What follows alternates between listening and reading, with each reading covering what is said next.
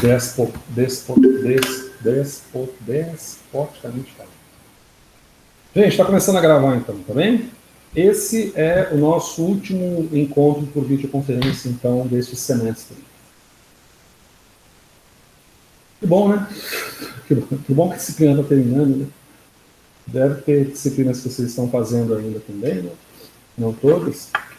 E a ideia hoje é a gente conversar sobre a integração de tudo que a gente comentou ao longo do semestre, principalmente na parte de metabolismo, no que chama de integração do metabolismo. Tá bem?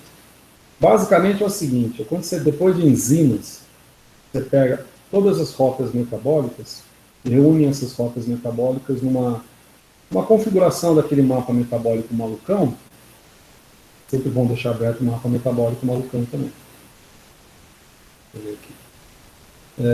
A gente deixa aberto o mapa metabólico malucão. Cadê? A última coisa que eu dei foi, acho que metabolismo. Se foi metabolismo, o mapa deve estar por aqui.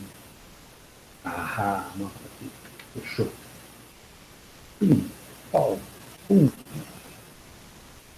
Bem ou mal, vamos dizer assim, a forma com que a gente organiza as reações metabólicas nos seres vivos. Então, está aqui o nosso super mapa, né? Então, a ideia hoje é a gente traçar informações a esse respeito. Em relação ao fechamento do semestre, eu ainda estou perdido, porque eu também estou voltando a semana de saco cheio. Aliás, eu falei que ia tirar férias, né? Acabei vindo trabalhar terça e quarta-feira no laboratório por conta desses projetos de Covid. Mas a gente vai dar vai dar esse fechamento hoje, e ainda vai dar, pelo menos, vai ter a atividade dessa semana e mais uma atividade, pelo menos uma atividade substitutiva em relação a uma atividade que você tenha deixado de fazer, tá certo? Talvez até mais do que uma, não sei, mas pelo menos uma é garantida. Não sei como é que eu vou fazer isso ainda, porque eu tenho que fechar isso até o final dessa semana, provavelmente no início da semana que vem. Então eu vou jogar essas duas atividades. Eu não as preparei, o que significa que quando der 3 horas da tarde, 3h30, não adianta entrar no site, porque a atividade não vai estar pronta. Mas até amanhã essa atividade, eu consigo liberar essas duas atividades, tá bom? Inclusive para substituição de pontuação, e mesmo para melhoria de nota. Alguma dúvida? Por favor, fiquem à vontade. Aproveita que eu estou com meu caderninho para anotar as dúvidas. Eu só não tenho caneta. Lápis, achei. Ô Zé, e as aulas práticas, como que ficou? Tá no ar. Tá no ar, cara. Quer ver? Eu recebi um e-mail, mas tem a ver com o planejamento do RE do semestre que vem. Não tem a ver com vocês. Por enquanto, eu não tenho uma definição. A única definição que eu tenho é: vocês vão ser pontuados pela parte teórica esse semestre. Bom, a oferta de aulas seriam assim, aulas práticas, que na verdade seriam aulas que a ideia que eu coloquei para o colegiado. Eu gravo as aulas práticas, eu, uma equipe, a gente grava as aulas práticas, oferece aos alunos remotamente essas aulas práticas, né, práticas entre aspas, e pontua em função de questionários em cima desses conteúdos. Não é uma aula prática, né? Então, mas também a gente não sabe quando que o Covid vai embora, então a gente não sabe quando que volta para o laboratório. Só as atividades de pesquisa, poucos laboratórios estão abertos, né? Teve laboratório que abriu, mas teve um sério problema lá e teve que fechar. Certo? Então, eu não tenho esse posicionamento. Ao longo desse fechamento desse semestre, eu acho que a gente vai ter uma ideia mais clara, porque está todo mundo correndo por RE do segundo semestre. É segundo semestre? Acho que né? Segundo semestre, é o segundo semestre. Segundo semestre de 2020, e eu sei que no segundo semestre de 2020, se o colegiado aprovar as aulas práticas remotas, que eu coloquei lá, vocês acabam entrando, como é que fala, no vácuo. Quem quiser, diga-se de passagem, quem quiser cumprir a carga horária de aulas práticas remotamente vai ter a condição para fazer isso. E aí vai ser uma disciplina com código gerado pelo DRGCA externamente aquilo que a gente já tem. Porque a disciplina de vocês é um código único para aula prática e aula teórica. Não deu para fazer aula prática esse semestre, então, entendeu? Resumindo, Professor, Oi. a Márcia até já mandou num grupo que tem sobre ERE2 Certo. que ela vai ser ofertada como disciplina, a parte prática, no segundo semestre. Vai ser ofertada em regime remoto? É. É? Uhum. Bioquímica, parte prática da disciplina ofertada no ERE1. Que doido, que legal. Eu não vi esse e-mail. Eu não vi Não, esse... ela mandou uma foto das disciplinas que vão ser ofertadas. Porque o pessoal pediu e aí ela mandou. Uai, Mas legal. não sei se tá, tipo, certo ainda, se vai ser essas mesmo, mas ela mandou numa foto. Porque eu também não tive essa confirmação. A doidura disso é porque o bacharelado, você tem muito mais atividade experimental que a licenciatura, concorda? Para química. E na licenciatura eles não aprovaram. A química da licenciatura não aprovou as aulas remotas, oferecidas remotamente. Mas tudo bem, é uma boa notícia então. Significa que vocês vão poder pegar esse gancho então e se matricular. Provavelmente será um código de disciplina da RGCA. Um código novo aí. Tá? Vai ser bom falar isso. Eu vou correr atrás disso, porque eu não lembro de ter visto nenhum e-mail. Professor, Oi? eu tenho uma pergunta meio particular, porque eu estou matriculada na licenciatura. E já que a licenciatura não foi aprovada, eu vou conseguir, será, pegar no bacharel depois no R2, essa disciplina? Ou teria que ver depois qual Ela, coordenador? eu não entendi, Nilva, se ela foi aprovada ou se ela não for aprovada. Eu estou matriculada e como eu sou da licenciatura, será que eu vou conseguir pegar essa disciplina no R2, no ensino remoto 2? Eu Entendeu? tenho quase certeza que sim, porque é o material único que a gente ainda vai preparar, que obviamente ninguém preparou. Eu acho que teve 2 ou 3 cursos que negaram a oferta de disciplinas de bioquímica, parte prática, ofertada remotamente. Mas vários cursos aprovaram. Então, os professores, nós somos 7 ou 8, estamos nos organizando para a montagem desse material. Então, esse material vai atingir vários cursos. Então, eu acho que você cumpriria fazendo inscrição de matrícula disso como qualquer outro curso. Acho que isso não teria nenhum problema. Até porque não haverá uma distinção muito significativa. Se você, por exemplo, se matricular... Porque nós não temos horário, né? Não vai ter horário, se você parar para pensar um pouco, né? Pode ter um horário de videoconferência específico, mas não tem aquele horário de laboratório, né? Horário prático de laboratório. Então, a flexibilidade, o comprimento dessa carga horária tem que ser muito maior. Mas eu não tenho ainda esse negócio definitivo para te passar. O que eu vejo pelo histórico da Unifal e pelo que vem acontecendo é que não haverá problema algum de você se matricular, se é isso que eu entendi. Você deseja a possibilidade de se matricular como química licenciatura na disciplina de bacharelado, ainda que... entendi qual que é o problema. Se a química licenciatura proibiu a oferta da prática, né? Entendi. Pensando um pouco pela lógica, eu estou fazendo a teórica com bacharel, né? Então, não sei, isso eu tô confusa. Eu acho que vai poder, porque é continuação dessa matéria do ERE1. Então, tipo, as pessoas provavelmente, não sei se vai ter uma matrícula direta, automática, ou se a gente vai ter que matricular, mas é uma continuação desse curso. Tem razão, Daniel, tem razão. Não é uma carga horária facultativa da disciplina, é uma carga horária obrigatória da disciplina que foi aprovada. Como você está matriculada na disciplina, é a oferta disponível para você realizar o cumprimento dela. É bom que a gente está gravando essas coisas todas, né? Então, se eu estiver falando bobagem, dá para... aqui, ó, tem uma gravação do professor falando que a gente podia fazer. Mas, por outro lado, também é bom para a gente se direcionar. Eu vou ver isso aqui direitinho, junto à coordenação, e eu vou ver o caso específico, tá? Sobre as atividades, essa semana a atividade não é subatividade, né? É daquele plano de aula mesmo, né? Talvez depois, na semana que vem, ou até fechar o semestre, que vão ser as subs, né? É isso? Depende do que são subs. Eu não sei o que são subs. Tem a prova substitutiva, digamos assim. Substitutiva. Não, a minha ideia é oferecer, se possível, as duas essa semana. Porque a gente está naquele modelo remoto, então se você quiser fazer essa semana, mesmo que tenha tempo para fazer mais para frente, sabe? Mas aí eu liberaria essa semana. A minha ideia é me livrar desses problemas, entre aspas, entendeu? E aí já oferto para vocês, porque vocês podem se programar melhor, inclusive em relação às atividades avaliativas das outras disciplinas, né? Porque as nossas, por exemplo, a gente conseguiu vingar, né? Eu acho que vamos para a 17ª, sei lá, 17ª, acho, 18ª, sei lá. Obrigada. Imagina. A ideia é oferecer essa semana mesmo. Está um pouco apertado para outras coisas, mas vai dar, tá? No máximo amanhã, as duas juntas. Estou até pensando num ponto extra também, tá? Mas está gravando, né? Mas tudo bem, sem problemas. Estou até pensando numa atividade extra também. Tipo assim, faz quem quer, entendeu? Quer melhorar? Então, faz aí. Beleza, moçada? Então tá bom. Então vamos começar a nossa saideira.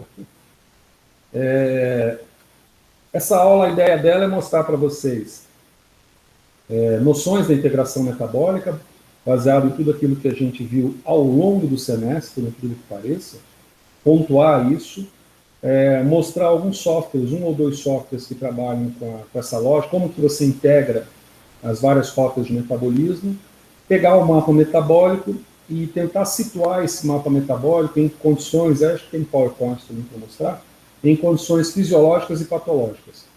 E, na verdade, às vezes não interessa muito você saber se a sua gliconeogênese está aumentada e a sua, sei lá, a sua beta-oxidação de ácidos graxos está diminuída, mas interessa saber, se você quiser perder peso, como é que devem ficar essas rotas, né?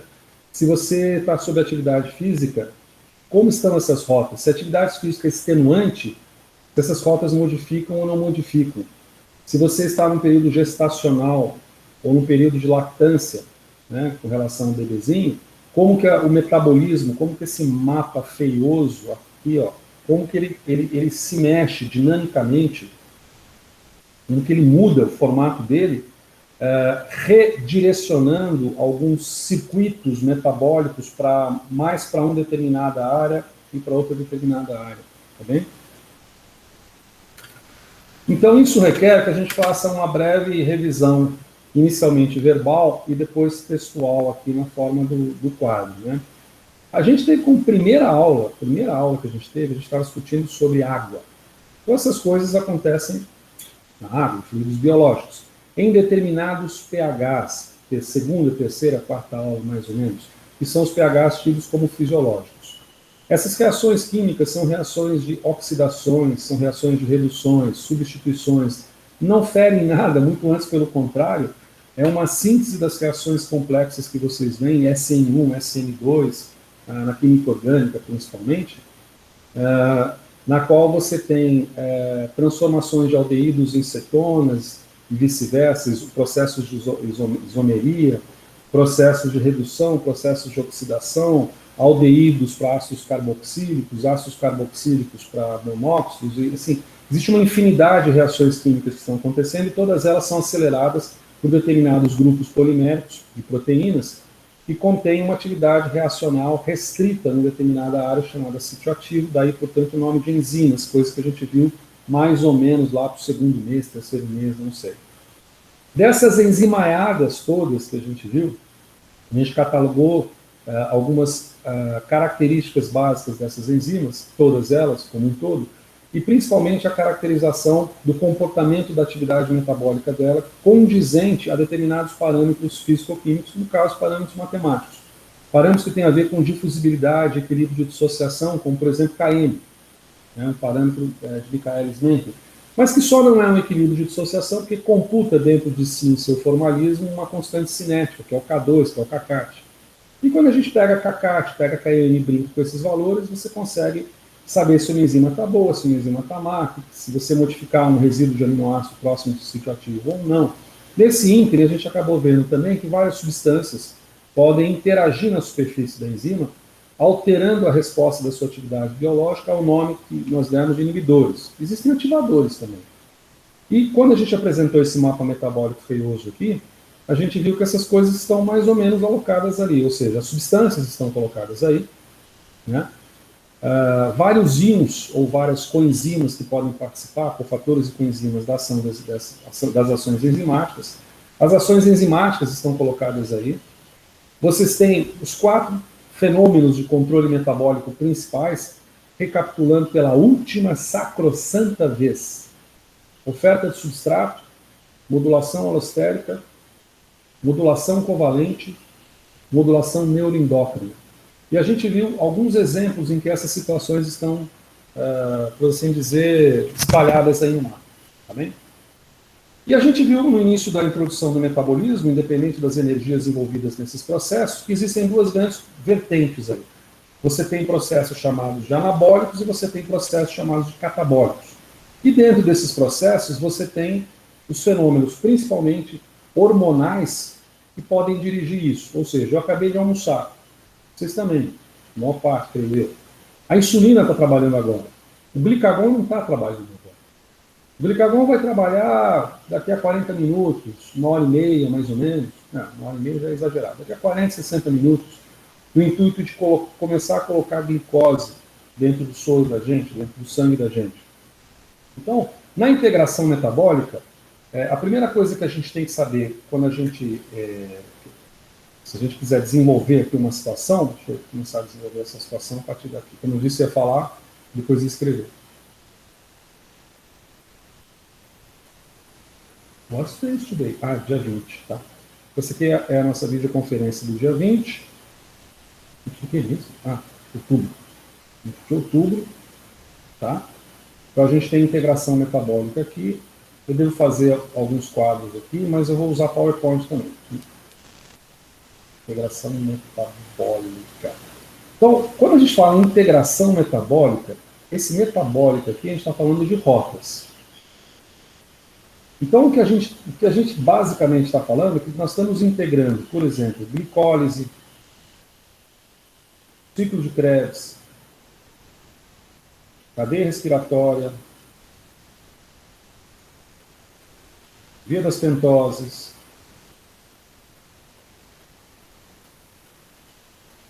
metabolismo de monossacarídeos, a glicogenólise, a glicogênese. Não está cabendo mais, vou para cá. Via das pentoses já foi. Glicogênese, via das pentoses, a beta-oxidação de ácidos graxos. E a lipólise também, né, que seria a movimentação, a saída da gordura dos tecidos, né, dos tecidos adiposos para, por exemplo, para o músculo ou para o fígado, para sofrer a beta-oxidação. A cetogênese, síntese de ácidos graxos, né? Então seria a síntese de ácidos graxos. Vou colocar a síntese de AG. A síntese de colesterol.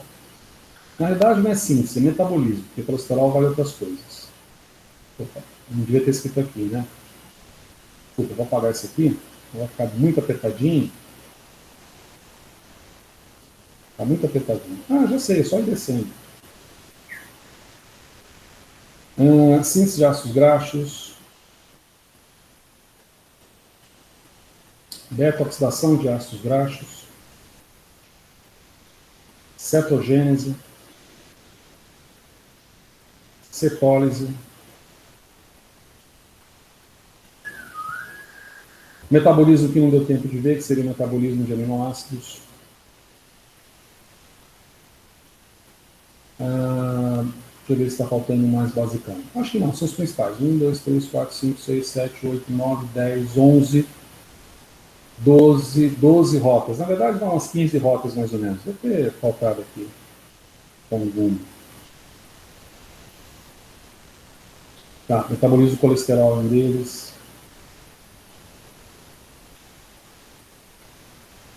Isso são rotas, tá? Então deu umas 13 aqui, o número que o Zagallo gosta. Essas rotas, de certa maneira, elas são integradas. Essa integração se dá em situações fisiopatológicas.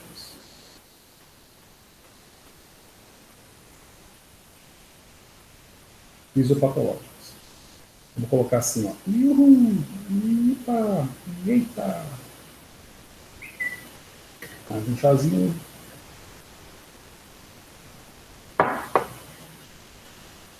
Situações fisiológicas.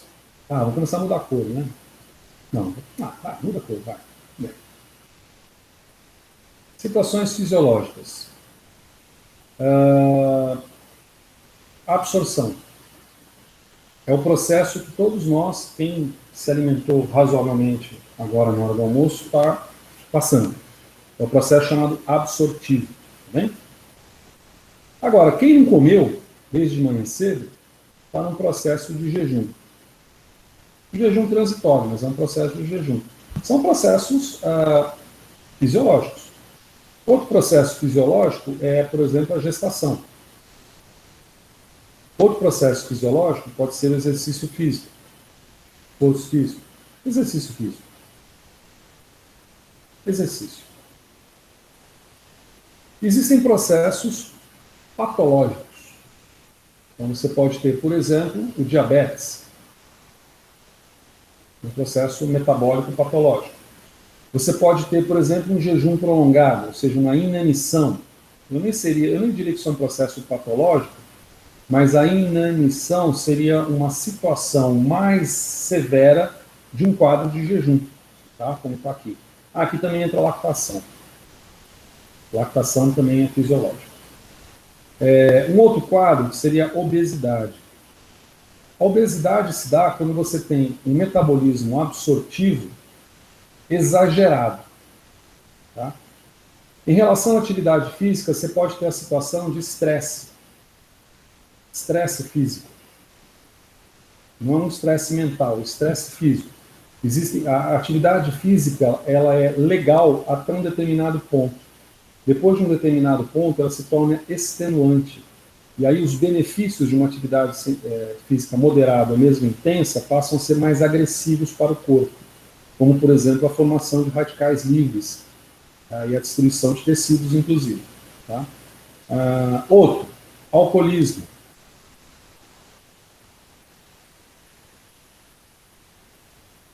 Tá? Outro, você tem processos, por exemplo, ligados a infecções, queimaduras. Vou colocar isso aqui de uma outra forma, quer ver? Vou colocar assim. Processo bem grave. Queimadura de terceiro grau.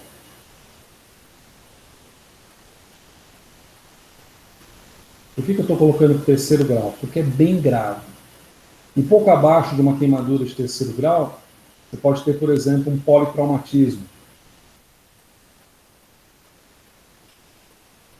Pouco abaixo disso, você pode ter, por exemplo, uma infecção grave, infecção severa,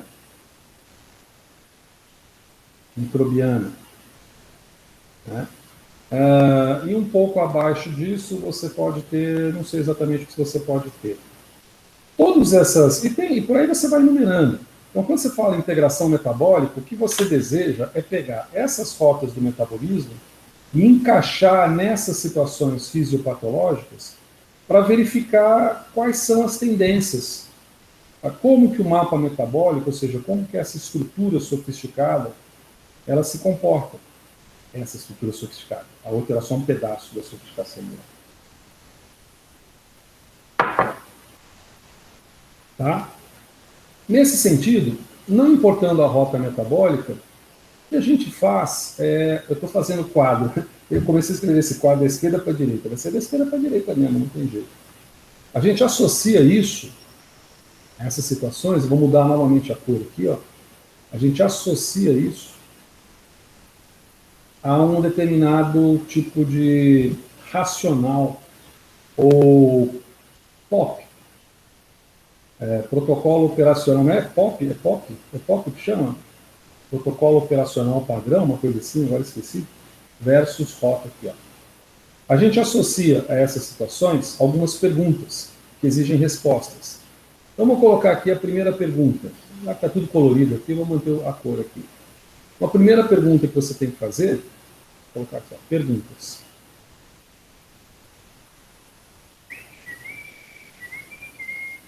Primeira pergunta que a gente tem que fazer é a seguinte: qual a direção, ou vetor, né? Qual a direção, qual o vetor principal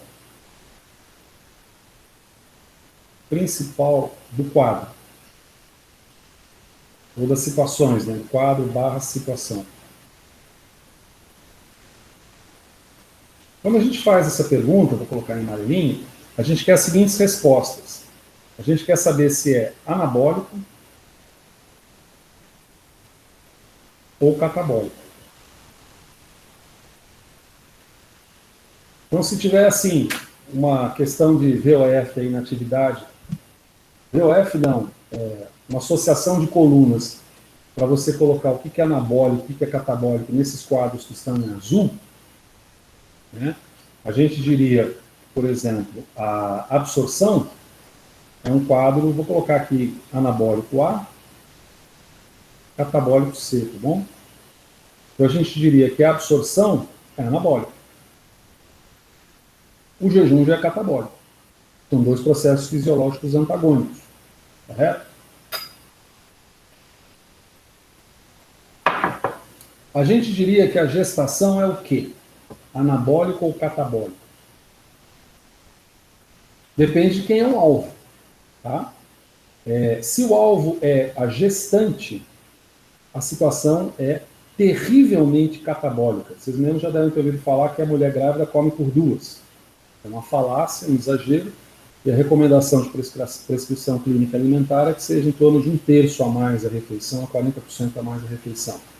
Mas se ela come por duas, entre aspas, é porque alguém está roubando energia dela. E esse alguém chama-se feto. Você já ouviu falar que existe uma situação na gestação chamada de diabetes gestacional? Quer dizer, olha a loucura que o feto faz, né? Ele consegue secretar substâncias, e aí envolve interleucinas, que são proteínas específicas, interferon, fator de necrose tumoral. Ele consegue liberar umas substâncias específicas, lactogênio placentário, que é um hormônio, que inibe a resposta de absorção de insulina, ou seja, ele gera uma resistência insulínica na mãe, e se não houver interveniência adequada ao longo do período da gestação, essa mãe pode vir a desenvolver o diabetes pro resto da vida. Quando o diabetes gestacional, se não me engano, é 1/3 mais ou menos, agora eu já esqueci, mas acho que é 1/3. 1/3 das gestantes que não tem interveniência do médico e que desenvolve diabetes gestacional acabam sendo acometidas do diabetes melítico o resto da vida. Então a gestação, quando a gente fala em gestação, obviamente que a gente está querendo falar sobre o feto, não sobre a mãe. Então a gestação é um processo de natureza anabólica para a mãe, anabólica para o feto, e catabólica, fortemente catabólica para a mãe. Então, a gente pode colocar duas formas aqui. Ela é anabólica para o feto e ela é catabólica para a mamãe. Vou escrever mamãe, tá? Para a mamãe. Com isso, você já consegue sacar os outros. Então, por exemplo, o exercício físico, obviamente que é uma resposta catabólica. A lactação, obviamente que vai envolver novamente essa dubiedade. Professora, dubiedade? Para o feto ela vai ser anabólica. E para a mãe ela vai ser catabólica. Opa, ser catabólica não, ser mamãe.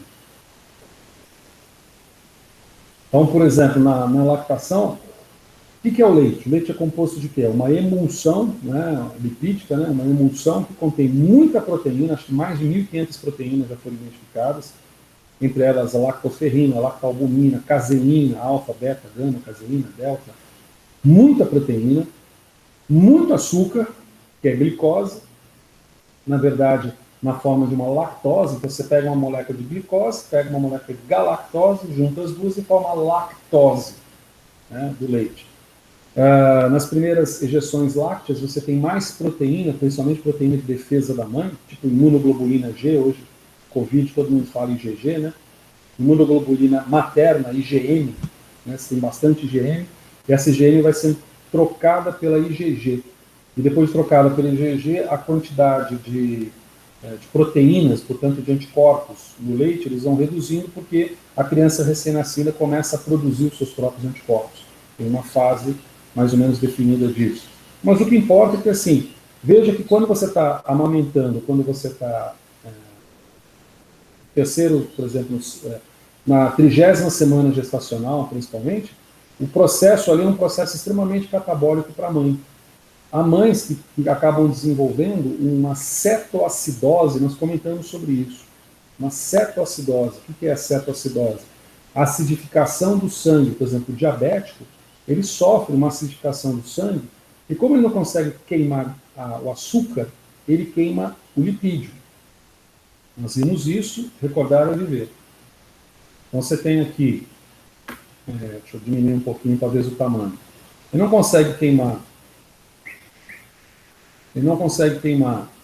aqui a molécula de glicose, então ele passa, ou seja, o que a minha molécula de glicose faz? Minha molécula de glicose, quando ela é queimada, ela gera piruvato, mas em condições aeróbias eu gero acetilcoenzima A. E gerando acetilcoenzima A, cai no Krebs, eu fico feliz. Mas como eu não consigo queimar essa glicose, o que eu queimo principalmente? Principalmente isso aqui, ó, gordura. Tá?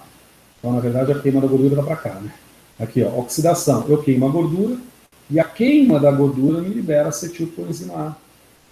Só que aqui, nesse processo de queima da gordura e liberação de acetilcoenzima A, nós vimos isso na semana que antecedeu o feriado, eu formo os corpos cetônicos, são esses caras aqui, ó, corpos cetônicos, que vêm da beta-oxidação de ácidos graxos, quando eu produzo muito acetil-CoA, e formam esse intermediário aqui, que não tem muita relevância clínica, mas formam esse aqui, o acetoacetato, que é bastante relevante, e esse aqui, hidroxibutirato, que é terminal no processo, e por ser terminal no processo, você dosa a quantidade dele na urina, principalmente, que é mais fácil que no sangue, mas o certo é no sangue, mas você dosa na urina numa pastilha, para saber se a pessoa tem um excesso de corpos cetônicos no sangue. Se ela tiver um excesso de corpos cetônicos, isso é um indicativo de que ela não está queimando açúcar, está queimando gordura. Isso acontece no diabetes, isso acontece na 30ª semana gestacional aproximadamente, tá? Mais ou menos 7 meses, por aí, 7 meses e meio por aí. Porque é onde você tem um consumo, uma inibição da atividade insulínica, uma resistência insulínica, para que os tecidos fetais sejam idealizados. E tanto é assim, nós comentamos, mas não custa falar, que a pessoa exala um odor forte de acetona, característico dessa cetoacidose. É uma acidose porque você faz dois ácidos que têm baixo peso molecular e alta solubilidade no sangue. E o pK deles é um pK em torno de 5, 4,5, 5, que faz com que eles sejam facilmente dissociados no pH sanguíneo. Certo? Mas não é aula de lipídio. Quando a gente pega aqui o diabetes, eu preciso controlar esse horário também.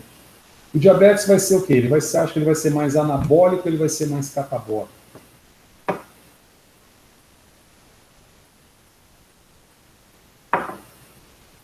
Acabamos de colocar. O cara não tem insulina. Se o cara não tem insulina, a insulina não consegue, não trabalhando, e o cara não conseguindo fazer a queima da glicose, ele vai queimar outras coisas para substituir. Então ele é um processo essencialmente catabólico. A inanição, também, eu não estou comendo, né? Se eu não estou comendo, eu preciso...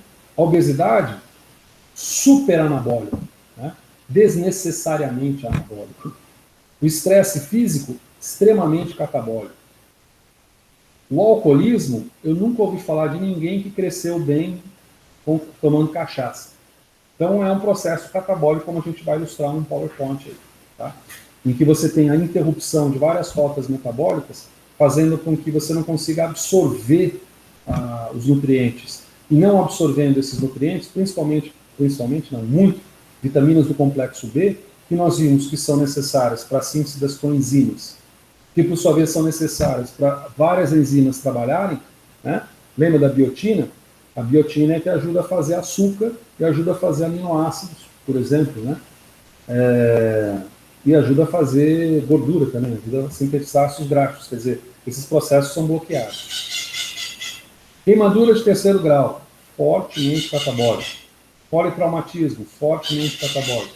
Infecção severa, catabólico. A diferença entre uma infecção, um politraumatismo e uma queimadura, já que eles são todos fortemente catabólicos, vou colocar aqui numa outra cor, é a demanda de energia que é necessária para esses processos. A demanda de energia, a demanda de energia necessária para esses processos, ela cresce de uma infecção até uma queimadura de 3º grau. Vou colocar aqui como demanda para não ficar errado, né? Demanda.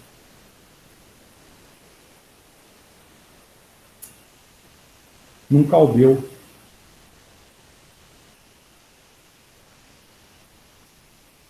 Tá? A demanda de energia, ela é menor numa infecção grave e maior numa queimadura de 3º grau. O que significa que o catabolismo desses processos vai ser regulado em função do seu impacto. Tá?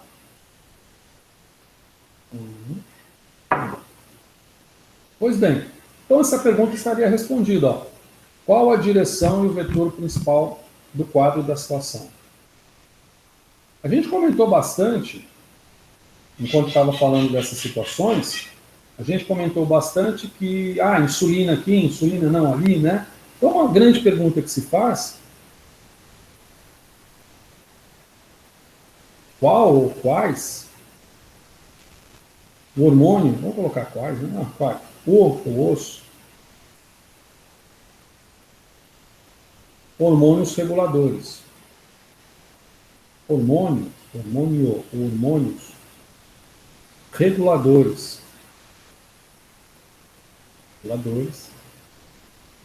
da situação, do quadro, né? Do quadro. Então, você tem 2 grandes conjuntos para esses hormônios. Você tem um conjunto anabólico, e você tem um conjunto catabólico. Beleza? Conjunto anabólico fundamental é a insulina. Então, a insulina é anabólica. Ela é tão anabólica que na década de 1950, a insulina era prescrita para ganho de massa muscular. Porque, de fato, a insulina participa de um processo de aumento de massa muscular. Só que o problema é que ela também é lipogênica, porque como a gente viu, né, talvez vocês não lembrem, mas nós vimos na última aula de síntese de ácidos graxos, quem promove a síntese de ácidos graxos, ou induz a síntese, é a presença de insulina. Tá? Então ela também é lipogênica, e em relação ao colesterol também, ela é lipogênica. O hormônio chamado contrarregulador, então esses aqui são chamados inclusive contrarreguladores.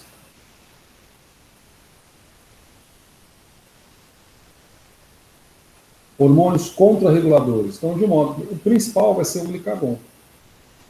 Então, só disso aqui você já matou. Se você visualizar alguma situação fisiopatológica que eu não descrevi, eu não elenquei aqui rapidamente, se você visualizar uma outra situação, será, fugir de bandido, correr atrás de bandido, não sei, você consegue saber qual que é o hormônio que está relacionado. Desde que você saiba se aquela situação ela tem uma natureza mais catabólica ou mais anabólica. A natureza principal, né?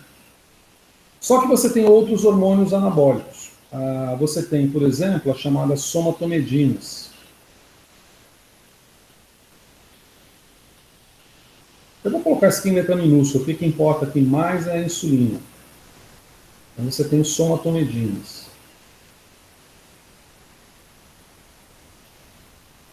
Você tem uma chamada somatostatinas.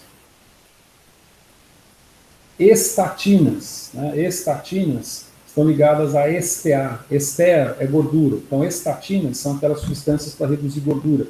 Basicamente, colesterol. Lovastatina, simvastatina e outras tantas. Sômatos, do grego, é corpo. Sômato é corpo. Soma é corpo, né?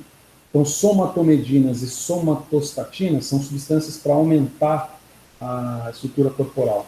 E se não me falha a memória, todas elas, insulina, somatomedinas e somatostatinas, o grosso delas é produzido pelo mesmo órgão que é o pâncreas. Já os hormônios catabólicos, que são contrarreguladores, que podem auxiliar aqui, você pode ter, por exemplo, o cortisol. Tá? E você tem, vamos dizer, substâncias que não são propriamente hormônios, né? Mas você pode ter aqui neurotransmissores.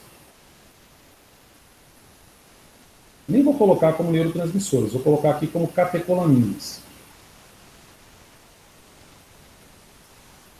que são estruturas baseadas no catecol, e que são basicamente epinefrina, epinefrina e norepinefrina. Adrenalina e noradrenalina. Só um exemplo, tá? Você matou. Então você sabe que se você tiver com uma queimadura de terceiro grau, vamos pensar uma coisa menos grave, vai. Se você tiver um exercício físico, é um processo catabólico regido, portanto, por glicagon ou por cortisol. Tá? Uma vez que você... Agora, por outro lado, se você tiver, por exemplo, um processo de obesidade, aqui, ó, obesidade está aqui, ó, obesidade é anabólica. Então é crescimento. Então eu estou sendo regido pela insulina e por hormônio. Esqueci de um muito importante aqui, que é chamado hormônio de crescimento, GH. Tá? Hormônio de crescimento.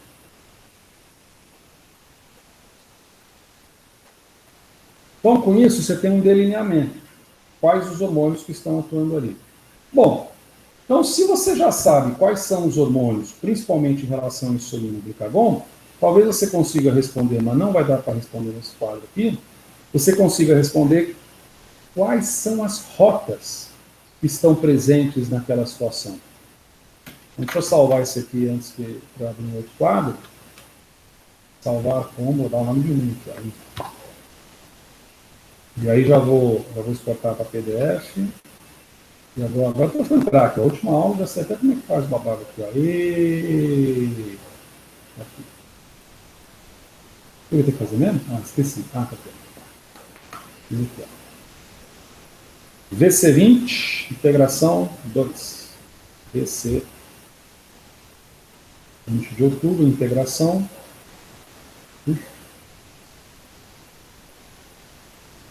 Tinha só a integração. Esse aqui é a segunda prancha. A gente está colocando assim. Então, uma vez que você já sabe agora, se ela tem uma natureza catabólica ou anabólica, você deseja saber, terceira pergunta.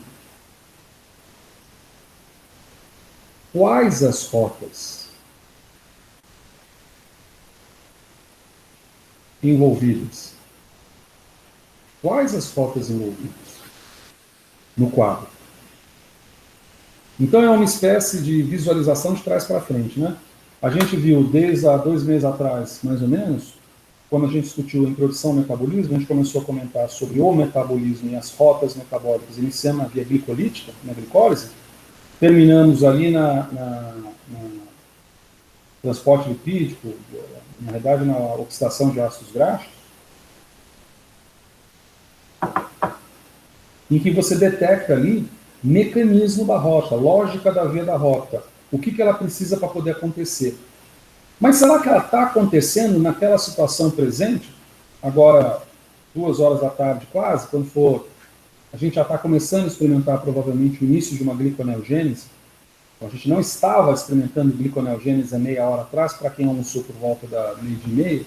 Não, 12h30 estava, né, cara? 12h30 estava assim. Então, vou falar de outro jeito. Glicogenólise, ninguém que almoçou razoavelmente, minimamente bem, ninguém comeu pelo menos 2 bolachas, tomou um copo de água, está sofrendo glicogenólise. Ninguém está... Portanto, aquelas enzimas e o hormônio que está relacionado àquilo, elas estão paradas. Então, você tem aquelas 4 modulações envolvendo ali. Fundamentalmente, a alostérica covalente, como eu vou exemplificar numa situação específica aqui. Tá bem? Quais as rotas envolvidas no quadro? Então, essa é uma pergunta a se responder. Então, como a gente está respondendo tudo em amarelo, a gente tem que pensar assim, ó, exemplo. Vamos dar um exemplo. Vamos dar um exemplo mais simples, tá? Então, exemplo, exercício físico. No exercício físico. Bom, no exercício físico, é uma rota de natureza catabólica e é uma rota regida por hormônios contrarreguladores. Por exemplo, eu posso ter nessas rotas, as rotas que estariam aumentadas no exercício, né? Inicialmente eu tenho a minha via glicolítica, apesar de que essa via glicolítica, glicólise, ela é comum, né? Se eu estiver respirando, a minha glicólise está funcionando. Mas se eu estiver respirando ofegantemente, é porque a minha glicólise está funcionando, o meu ciclo de Krebs está bombando, minha cadeia respiratória está no pau, né? Então eu tenho um aumento dessas taxas metabólicas. Então, por exemplo, glicose, ciclo de Krebs, cadeia respiratória estão aumentadas. Isso em relação ao metabolismo de carboidratos, né? Será que está aumentada a minha via das pentoses? Então aí você pensa assim, bom, via das pentoses, uma das coisas principais que a via das pentoses tem é sintetizar NADPH. Para que serve o NADPH? O NADPH serve para síntese de colesterol, lembra? Síntese de ácidos graxos, síntese de aminoácidos, síntese de alguns derivados hormonais, a gente vê isso no mapa, né? Não vou reilustrar isso aqui para não perder tanto tempo. Ou seja, síntese, né?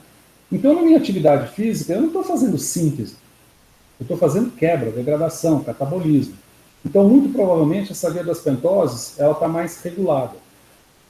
Não quer dizer que ela está absolutamente inibida, porque tem um dos papéis da via das pentoses, um dos papéis do NADPH, envolve a detoxificação de espécies reativas de oxigênio, os zeros, né?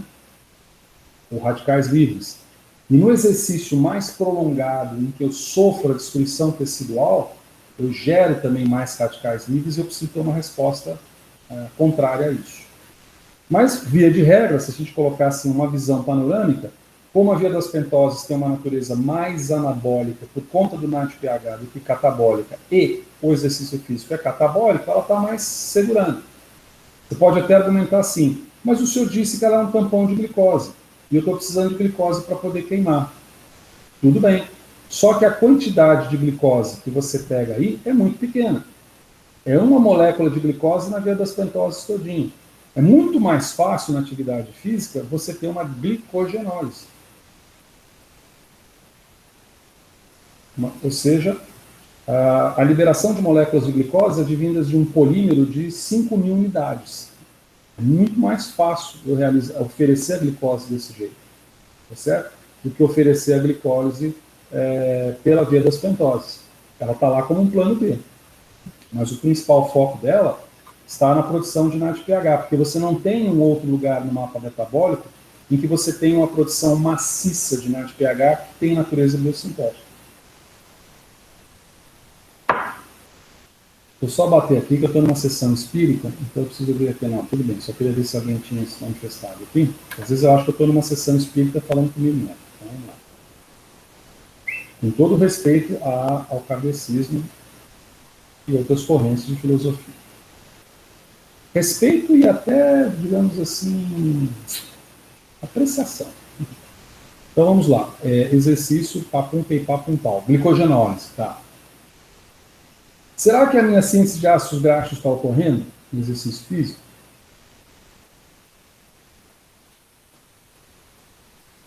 Cara, se a síntese de ácidos graxos estivesse ocorrendo no exercício físico, todo mundo que faz esporte fica gordo. O esporte teria assim, uma função contrária. Então a síntese de ácidos graxos está sendo bloqueada de alguma forma. Mas, no entanto, a lipólise está aumentada. Porque o que faz a lipólise? A lipólise ela tem um hormônio, né, vamos recordar a viver, chamado hormônio lipase sensível ao hormônio, que é uma enzima que libera os ácidos graxos das células dos adipócitos, né? Esses ácidos graxos são transportados pela albumina no sangue para serem oxidados na mitocôndria de células-alvo, como, por exemplo, o músculo ou, como, por exemplo, o fígado, dependendo se você estiver, respectivamente, correndo ou com fome. Tá? Então, você tem uma lipólise. E, claro, se você tem uma lipólise e libera ácidos graxos, você disponibiliza a beta-oxidação de ácidos graxos para poder acontecer. Beta-oxidação exagero. Tá?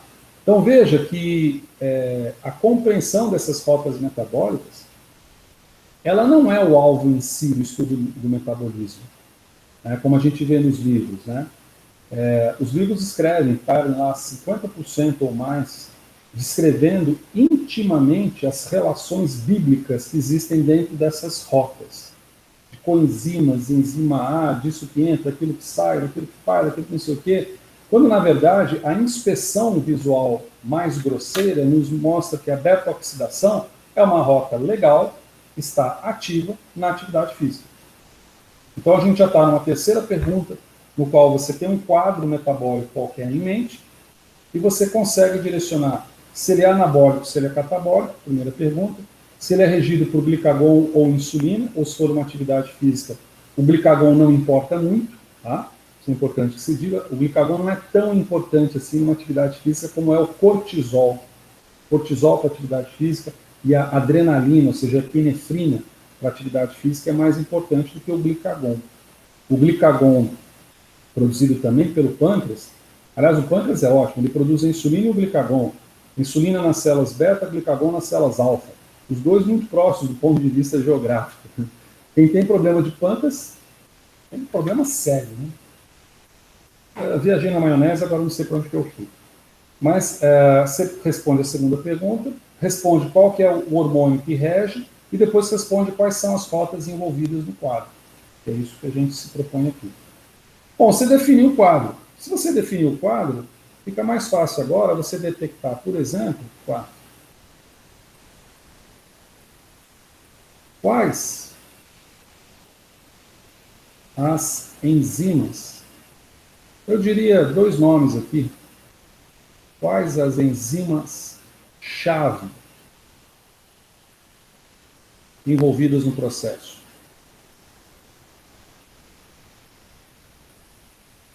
No quadro. Quais as enzimas-chave que são envolvidas no quadro? Então, por exemplo, piruvato carboxilase. Ela está ativa ou ela está inibida no exercício físico? Né? Aí já é um pouco mais delicado, porque o que você precisa é saber quem são as enzimas-chave de cada rota. Então, se a gente não elencou lá umas 13 rotas, você teria que compreender, pelo menos, a existência de uma enzima-chave nesses processos. Mas você vê, a via glicolítica, por exemplo, tem 10 enzimas. O ciclo de Krebs tem 8 enzimas, pelo menos. Né? A beta-oxidação de ácidos graxos envolve 4 enzimas ou 6, dependendo de como você enxerga a rota. Mas você tem uma que é sempre mais importante que a outra. Né? Então, por exemplo, vamos colocar aqui em verde. Vou colocar em verde. Então, aqui, exemplo, exercício. Ah, não, eu estou colocando em amarelo, por que eu quero colocar em verde? Eu queria repetir aquilo lá. É por isso, é você. Exemplo. Exercício. Vide acima. Então, por exemplo, glicólise. A enzima-chave que está ativa na glicose é a piruvato quinase. Não quer dizer que as outras não estejam, mas a piruvato quinase, ela é mais chave. Outra que é mais chave é a hexoquinase.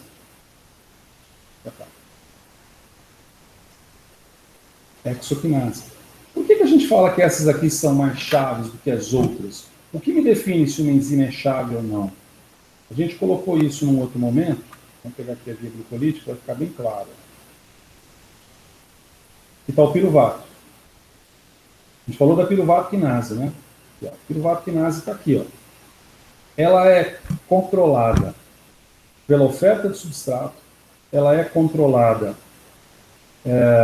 por ação endócrina, insulina, ela é controlada por ação covalente, aqui, ó, a fosforilação dela, a defosforilação, que é de cima para baixo, a torna ativa, e a fosforilação a torna inativa. E ela é controlada, ó, a alanina inibe. Tá vendo? A alanina inibe. Aqui está falando lá, fosfenol piruvato ativa, ou seja, modulações de natureza alostérica. Então, aquelas 4 modulações são muito claras, muito evidentes aqui. Então, você pode dizer que essa aqui é uma enzima-chave. Agora, quando você pega essa daqui, ó, enolase, que vem antes dela, o que você tem aqui? Um substrato, uns íonzinhos e provavelmente uma modulação do tipo alostérica. Mas você não tem um controle hormonal claro aqui, pelo menos não está evidenciado, você não tem um controle covalente claro aqui. Então é menos chave. Talvez a gente nem pode falar que ela é menos importante. Porque se você falar para a enolase que ela é menos importante, ela vira para você e fala assim, ah é? Tchau. Fui. Quero ver como é que você faz a via glicolítica sem mim agora. Né? Quer dizer, ela precisa estar ali. Sem ela, a via glicolítica não existe. Mas aquelas enzimas que podem ser controladas como se fosse um dial, hoje em dia não tem mais dial, né? Aquele negócio que você tinha lá no rádio, aquela equalização, né? Você consegue modular, você consegue isolar o som mais da guitarra, o som mais do banjo, o som mais do baixo, contrabaixo, numa música complexa. Seria isso, quer dizer, essas enzimas-chave são esses knobs de regulação, esses dials, que você consegue acelerar ou desacelerar, se é o termo mais correto, em função de ações hormonais, ações neuroquímicas, ações, modulações covalentes, aquelas 4 principais, fundamentalmente. Tá? E, dando o mesmo exemplo, se a gente vem aqui para o início da via, já exploramos bem essa via, né? A gente tem a exoquinase aqui, ó, exoquinase colocada aqui, a exoquinase, e que você vê também, ó, que participa insulina, que tem ATP envolvido, que tem modulação alostérica, né? Ela mesma não tem uma modulação covalente, ela não é fosforilada ou defosforilada, né? Como outras que aparecem no processo que a gente viu em outras. Mas ela tem várias modulações, exemplificamos algumas delas. Tá? Então, essas são consideradas enzimas-chave.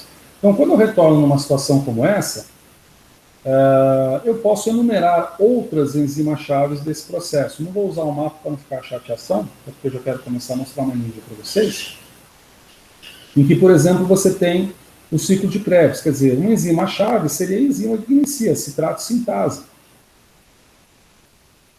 Né? Aquelas desidrogenases, então, por exemplo, a alfa-cetoglutarato, DHase, seria uma outra enzima-chave. Não quer dizer que sejam as únicas. Tá? Então, vou colocar um etc., porque você tem as outras desidrogenases. Né? Você tem 4 pontos de desidrogenação no Krebs, 3 para lançar na ADH, 1 para lançar a FADH2 na cadeia respiratória. Aí você chega na cadeia respiratória, o que você tem? Fundamentalmente, você tem um complexo 1, você tem os complexos, né? Então você pode considerar como enzima-chave o 5º complexo, sintase de ATP, o ATP sintase.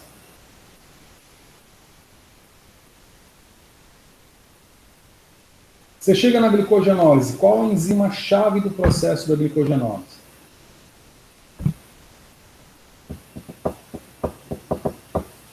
Glicogênio fosforilase.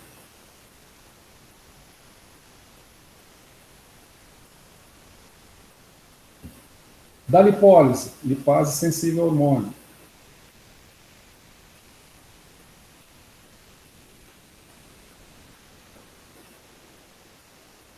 Da beta-oxidação de ácidos graxos. Tem mais aqui do exercício. Vou colocar aqui. Por exemplo, no exercício físico, você parando para pensar em corpos cetônicos, estão aqui.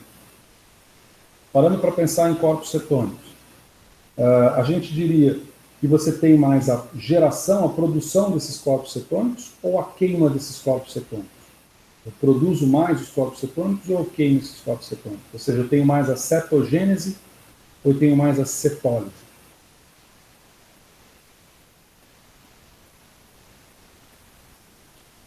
O que acontece quando eu faço um corpo cetônico?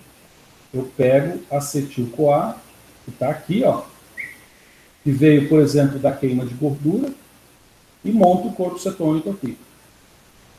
Por outro lado, o que eu estou precisando na atividade física? ATP.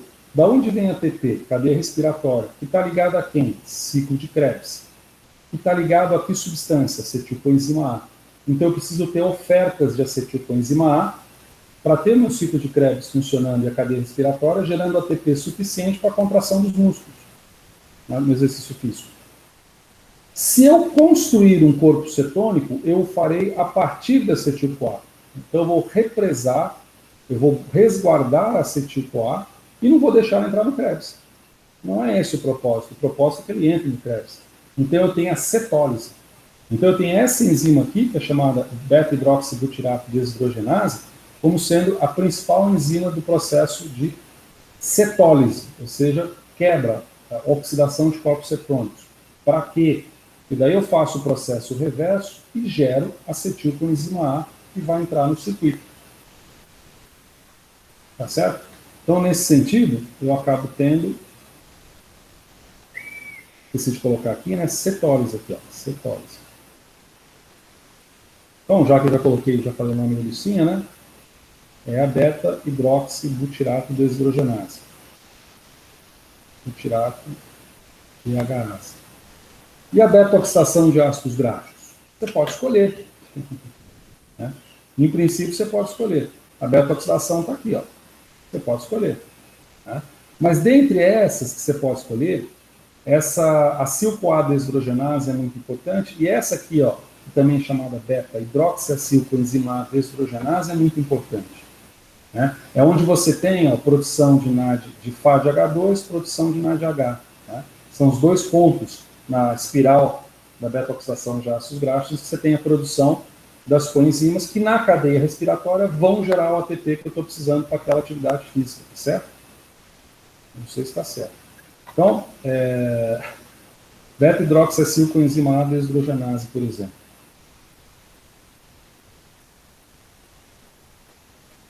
Acil-CoA DHase. Mas poderia ser uma outra desidrogenase. Se você tiver dúvidas numa rota qual que é a enzima-chave, se for uma desidrogenase, ela é chave, porque ela está envolvendo a produção de NADH ou FADH2 para a cadeia respiratória gerar ATP, porque é o que a gente precisa de ATP, ou ao contrário. É uma desidrogenase envolvida num processo de produção de uma coenzima biosintética, como é o caso do NADPH. Né? Então, quando você entra, por exemplo, na via das pentoses, você tem a glicose 6-fosfato desidrogenase. Aquela glicose 6-fosfato desidrogenase, tá vendo? A gente vai e volta no mapa, né? Vai e volta no mapa. É a enzima que está localizada aqui, né? No início, a gente pega aqui a via glicolítica, e a gente observa que logo no iniciozinho da via glicolítica, você tem um braço que desmembra para cá para a glicose 6-fosfato desidrogenase aqui, ó. Tá certo? Então, ela é uma enzima-chave da chamada via das pentoses, ou ciclo das pentoses. Mas isso aqui é suficiente. Então, veja que você, com essas 4 perguntas, você sabe identificar, a partir do conceito imaginário, né, ou imagético, de um quadro fisiopatológico, a natureza dele em relação ao metabolismo, anabólico ou catabólico, os hormônios principais envolvidos, insulina e glucagon, as principais rotas que estão comprometidas naquela via, e, por consequência, as principais envias, as principais enzimas que estão ativadas naquela via. Tá? Isso acontece de forma simultânea. Então, essas enzimas todas que estão participando aqui, elas estão sendo geradas a partir de uma situação dessa natureza aqui, ó, em que eu tenho, deixa eu colocar uma outra cor, sobrou cor aqui? Ah, vai sobrar, né? Em que eu tenho aqui, ó, glicose, aí a minha glicose aqui faz o meu piruvato faz o meu acetil-CoA, esse acetil-CoA aqui, ele se complexa, vem para cá. Então ele se complexa aqui com oxalacetato, vou colocar OAA, oxalacetato forma citrato, esse citrato aqui entra no ciclo de Krebs, aqui eu posso produzir enzimas de oxirredução para a cadeia respiratória, CAD é, vou colocar aqui, C respiratória, para a cadeia respiratória. Aqui, em um determinado momento qualquer, eu posso formar esse oxalacetato aqui, subir para fosfonilpiruvato, você deve lembrar isso, até inverter isso aqui. Vamos colocar isso aqui subindo, e eu estava descendo. Tá? Então, eu tenho a via da gliconeogênese, eu posso ter também sentidos contrários aqui, a minha molécula de glicogênio. Quer dizer, o que eu estou fazendo? Eu estou simplesmente desenhando um esboço mínimo do mapa aqui, tá? Esse piruvato aqui me faz lactato. Esse acetil-CoA aqui me faz ácidos graxos. Essa glicose aqui pode fazer sentido reverso também no glicerol. Esse glicerol com esses ácidos graxos aqui, ele participa daqui e forma meu triglicérido. Né? Então veja que a gente vai desenhando. Né? Essa glicose aqui ela pode muito bem fazer galactose, a gente viu isso. Essa glicose pode fazer frutose, e a gente viu também que esses processos são processos de natureza reversa. Essa glicose pode entrar e formar uma ribose, né? Uma ribose. Pode fosfato, tá? E essa ribose aqui entra novamente. Você vai, de repente, quando você mal pensa, você está desenhando um mapa metabólico. Essa acetil-CoA aqui pode fazer, então, beta-hidroxibutirato, vou colocar aqui hidroxibutirato, para corpo cetônico. Mas pode desfazê-lo também. Sendo mamífero, eu posso fazer colesterol a partir da acetil-CoA, mas não consigo, a partir de colesterol, fazer acetil-CoA se eu for mamífero. Né? Então, quando você olha essas enzimas aqui, ó,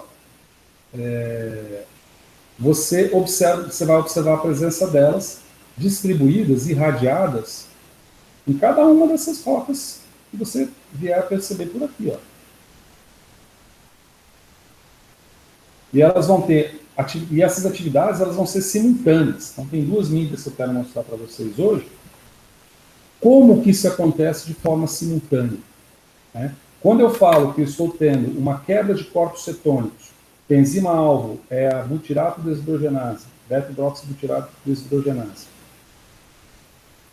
e simultaneamente a ação da minha glicogênio fosforilase, ou quase simultaneamente, porque o exercício físico ele vai ter, vamos dizer, consumos de energia diferentes, né? Assim como aquela história que eu coloquei lá, infecção grave, queimadura, tal, você tem demandas energéticas diferentes, a atividade física também. Você pode fazer uma caminhada de meia hora e você pode fazer uma corrida de 42 quilômetros. Né? As demandas energéticas ali vão ser diferentes. Então você, no início, você vai utilizar, em termos de consumo, isso aqui é até interessante a gente colocar aqui.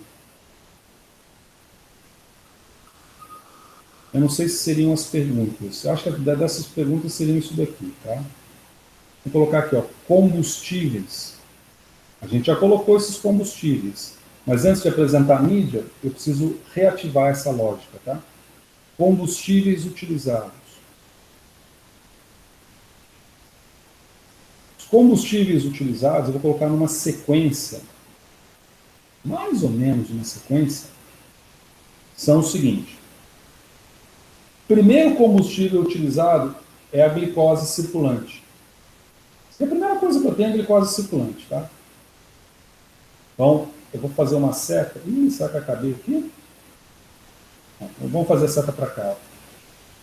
Eu uso a glicose circulante. Não, é melhor fazer a seta para baixo mesmo. Vou tentar fazer para cá. Ou seja, é aquela glicose que está disponível para mim no sangue. Essa glicose está lá. Eu comecei uma atividade física, né, estamos usando isso como um exemplo, né, atividade física.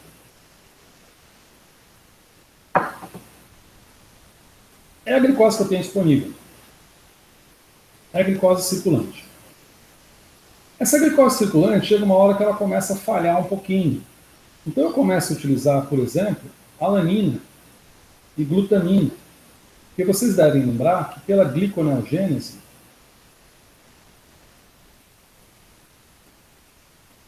na verdade, é alanina e glutamina circulante. GNZ. Pela gliconeogênese, eu consigo pegar essa alanina, essa glutamina que estão no sangue e convertê-las no fígado, pelo chamado ciclo de Cori, eu converto-as no fígado a glicose. Então, eu tenho mais glicose disponível. Mas vamos dizer que isso aí vai esgotando um pouquinho. Então, eu faço uso muito da glicogenólise. Portanto, do glicogênio. Eu passo a utilizar o glicogênio.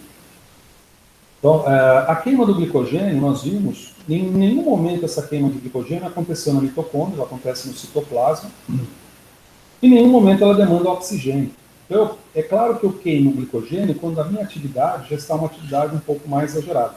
Você pode, inclusive, fazer uma analogia, não só ao exercício físico, mas ao jejum. O jejum segue mais ou menos essa lógica também. A diferença é que, por exemplo, na atividade física, eu utilizo o glicogênio muscular para ser oxidado. E no jejum, eu utilizo o glicogênio hepático. Não sei se está para ver meu fígado daí. Hepático, para ser oxidado. Tá? Esse material. E dificilmente eu vou usar o glicogênio muscular quando eu estiver com fome, ou o glicogênio hepático quando eu estiver correndo. Muito dificilmente. Somente em extremos patológicos graves, eu tenho consumo do glicogênio hepático e muscular, às vezes simultâneo. por conta de uma situação com uma queimadura muito severa, tal como ilustrada lá. Só que pode chegar uma hora que isso pode comprometer um pouco, e aí eu começo a utilizar, por exemplo, tem esses aminoácidos circulantes, eu começo a utilizar agora triglicérides. Triglicerídeos. Assim, como a gente está falando de exercício físico, vou colocar aqui o exemplo, vou colocar um exemplo em amarelo aqui, ó, exercício físico, exercício barra jejum, por que não, né? E aí você pode imaginar, inclusive, que esse jejum é um jejum que pode se dar transitório, então se ele for transitório, eu uso minha glicose circulante, no máximo uma laminazinha aqui, uma glutaminazinha ali. Ou mas é um jejum, mas eu estou querendo perder peso, então eu estou fazendo um jejum intermitente, determinado processo dietético lá, no qual eu começo a queimar até triglicéridos, que é o que eu desejo. Então esse jejum ele pode ser modulado, né? Assim como a atividade do exercício. Ocorre que quando eu começo a queimar triglicéridos, a gente viu o seguinte, quando eu começo a queimar triglicéridos, vou colocar aqui ponto e vírgula, em vez de colocar isso aqui fechado, ponto e vírgula. Quando eu começo a queimar triglicéridos, o que eu libero? Eu libero o ácido graxo, correto? Eu libero o ácido graxo e libero também glicerol. Como eu libero glicerol, eu posso entrar na cadeia da gliconeogênese, uma rota da gliconeogênese, para produzir mais glicose para poder utilizar mais esse glicerol. Em nenhum momento a gente viu no mapa metabólico o glicerol entrando no ciclo de Krebs. Quem entra no ciclo de Krebs é acetil-CoA. Esse acetil-CoA vem do piruvato. Ou pode vir também da beta-oxidação de ácidos graxos. Ou pode vir da oxidação do glicerol. Tá? Então o que importa é que eu posso pegar esse glicerol para fazer glicose e repor essa glicose, ou eu posso pegar esse glicerol e usar esse glicerol numa queima para acetil-CoA mesmo. A gente está falando disso aqui, ó. Confundido mais? Até eu já estou confuso? A gente está falando que você tem glicerol aqui, ó. Né? O glicerol está aqui. Só que esse glicerol, se você observar essa pontinha, essa setinha pontilhada aqui do glicerol, a setinha pontilhada do glicerol, ela faz outras substâncias, ele não vai se envolver diretamente com ácido graxo. Aqui, que é beta-oxidação de ácidos graxos, ela está envolvida diretamente ao momento em que você tem o glicerol fazendo parte do triacilglicerol, triglicéride. E a queima do triglicéride, como a gente colocou aqui, é que vai liberar o ácido graxo. Liberando o ácido graxo, eu vou ter corpos cetônicos.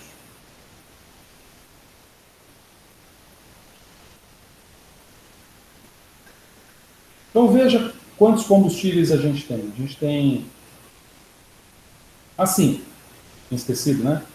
Se nós estivermos falando de uma atividade física apenas, não de jejum, você tem também a chamada fosfocreatina.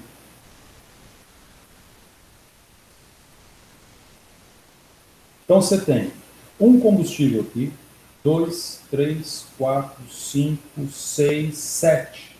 Então você tem aproximadamente 7 combustíveis básicos.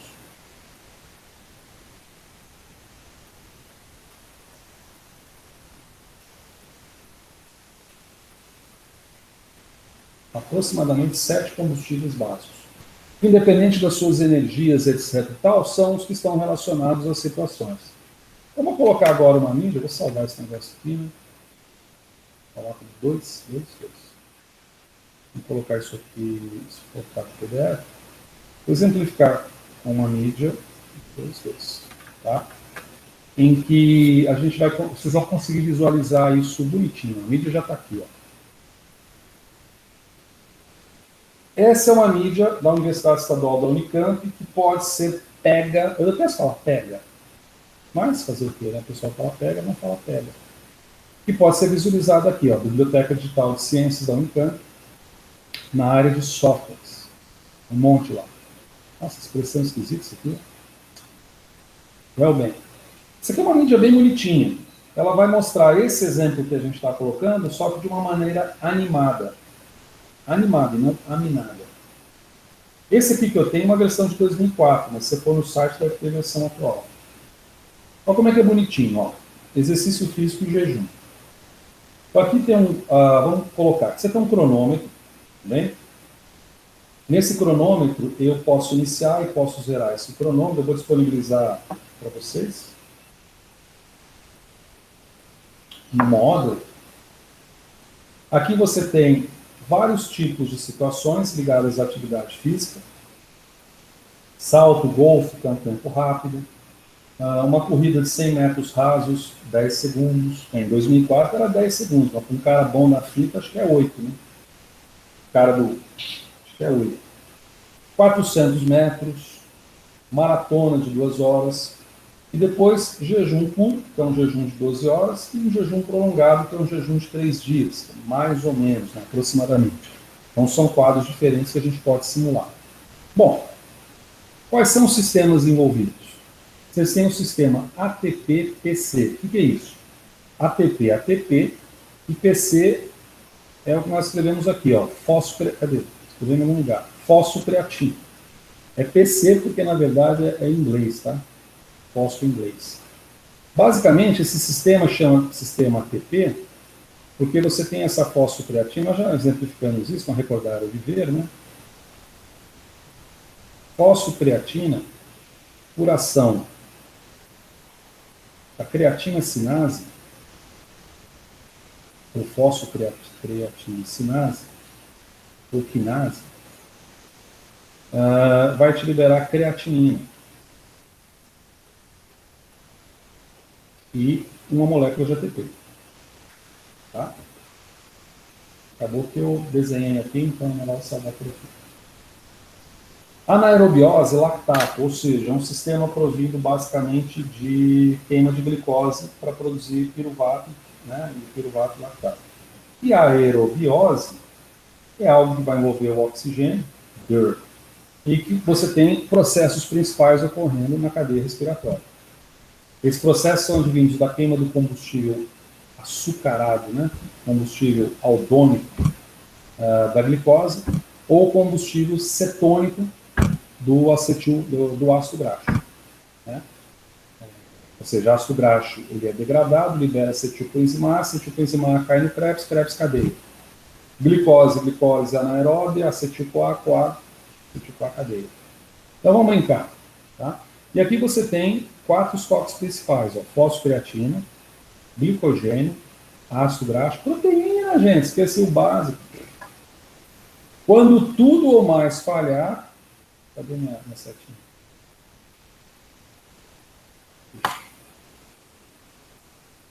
Eu estou com a caneta invertida, por isso que não deu. Quando tudo ou mais falhar, proteínas. Então, na verdade, não temos 8, 7 combustíveis, não temos 8. 8 combustíveis básicos, né? Glicose 1, alanina, glutamina 2, glicogênio 3, triglicéridos 4. Isso aqui não vai contar como combustível. Melhor eu fazer assim, então. Né?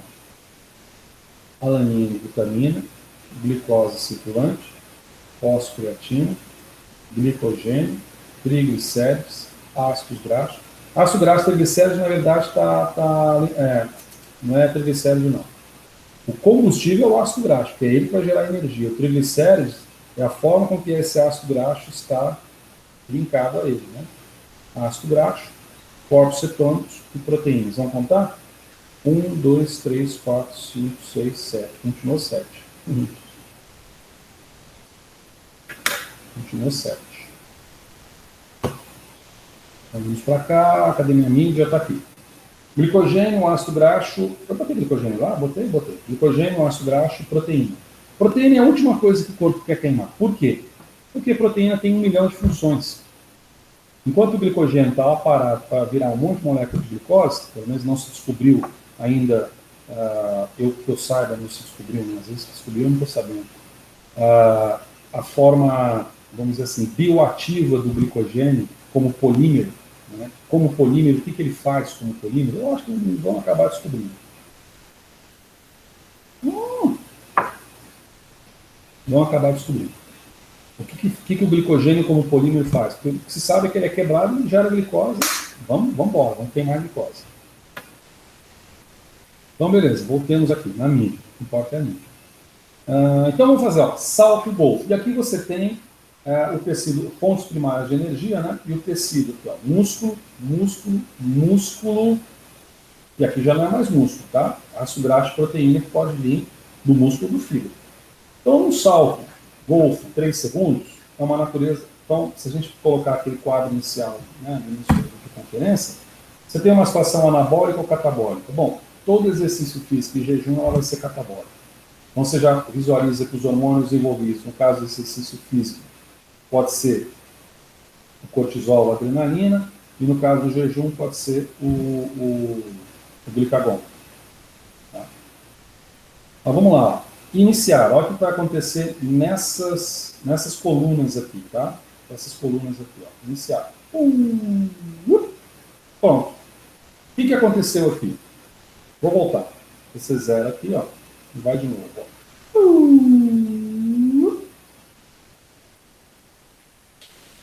Engraçado, parece que mudou a cor aqui. Deixa eu tentar de novo.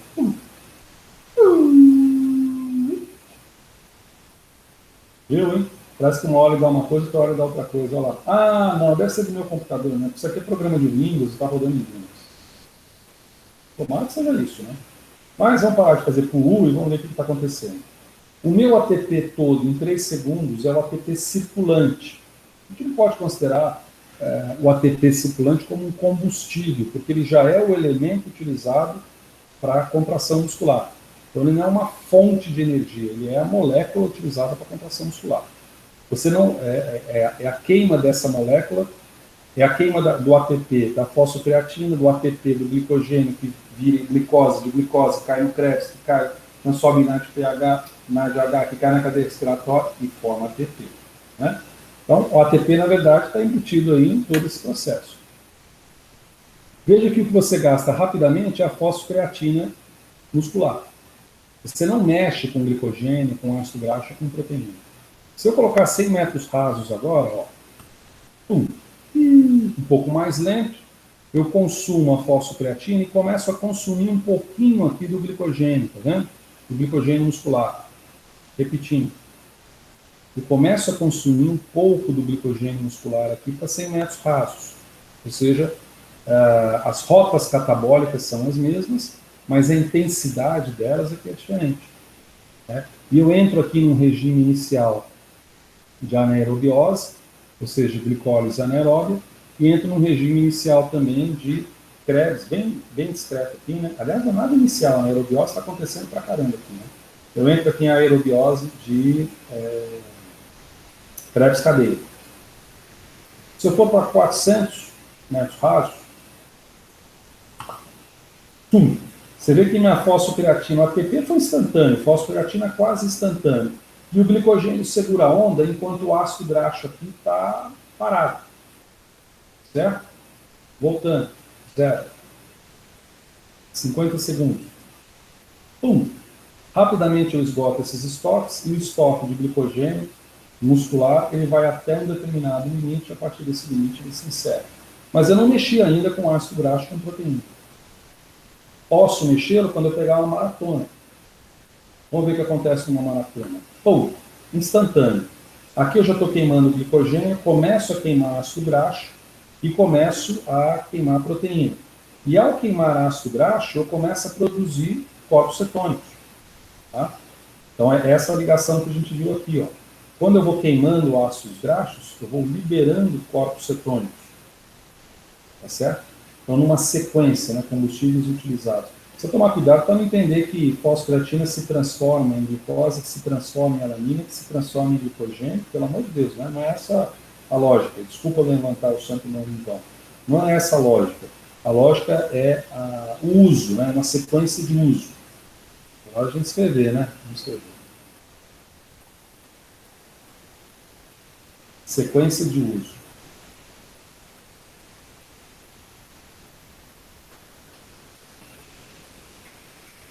Sequência de uso.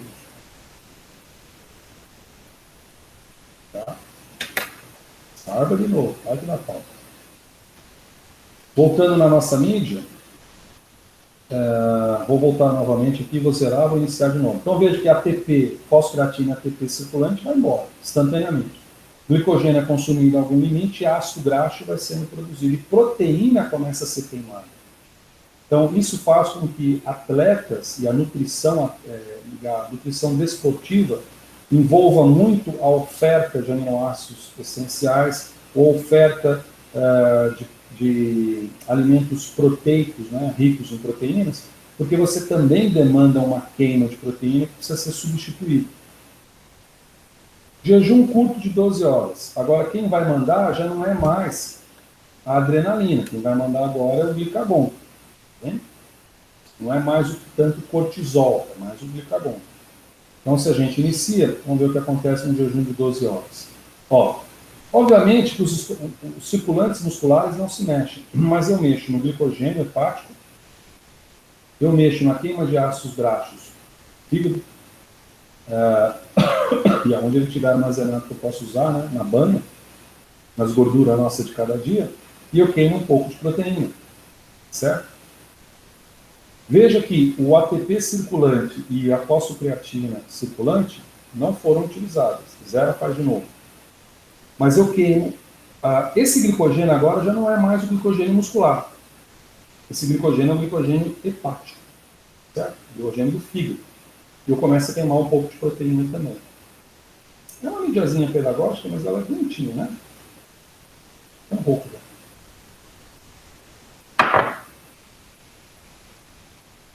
Jejum prolongado. Esse é a pauleira.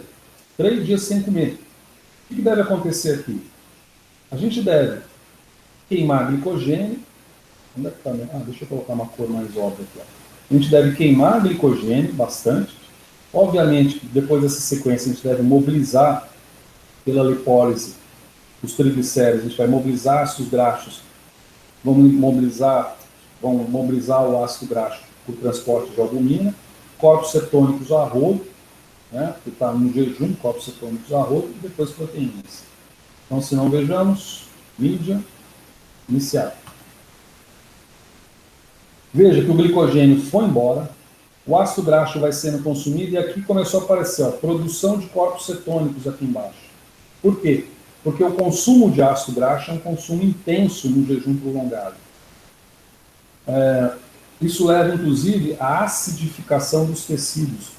É quase que um quadro diabético simulado no que diz respeito à acidificação sanguínea. Porque no quadro diabético você não tem a glicose disponível, por N razões, então você queima, você mobiliza a gordura dos tecidos. Gera, inclusive, o que se chama de esteatose hepática, que é o fígado gordo. Coisa que o alcoolismo também propicia, algumas drogas até propicia, e a obesidade também propicia, tá bem? Só para voltar zerando aqui, ó. Pum. Então veja, o glicogênio é completamente consumido e a produção dos corpos cetônicos começa a acontecer a partir do momento que eu começo a queimar muito triglicéridos, porque eu não estou comendo nada e estou num jejum prolongado. E queimo também substancialmente proteínas. Tá bem? Então essa é uma das duas mídias que eu quis apresentar para vocês, que eu queria apresentar para vocês. Eu quis, né? Não é que eu queria, só apresentei, né? Que negócio subjetivo, etc. Né? Então, o que importa é isso. Então, veja que essas sequências aqui, elas estão ocorrendo no mapa metabólico, ou como queira, no mapa metabólico, a partir do controle de determinadas enzimas chaves que são ligadas e desligadas nesse processo, como disjuntores de quadro de luz de casa. Você liga quarto, desliga quarto, né? Então você liga e desliga. Esse liga e desliga, agora eu não consigo voltar porque estava na outra apresentação, a partir de determinados hormônios sensíveis àquele tipo de situação, àquele tipo de rota metabólica, que por sua vez estão ligados ao gênero principal daquela rota, se ele é catabólico ou se ele é anabólico. Espécie de yin e yang de metabolismo. Tá bem?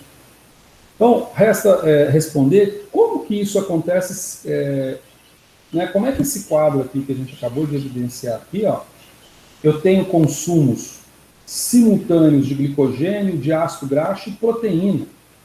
É claro que um é mais intenso que o outro, mas eles estão ocorrendo, a produção de corpos, eles estão ocorrendo com sobreposições, não é um depois o outro, depois o outro. Existem sobreposições.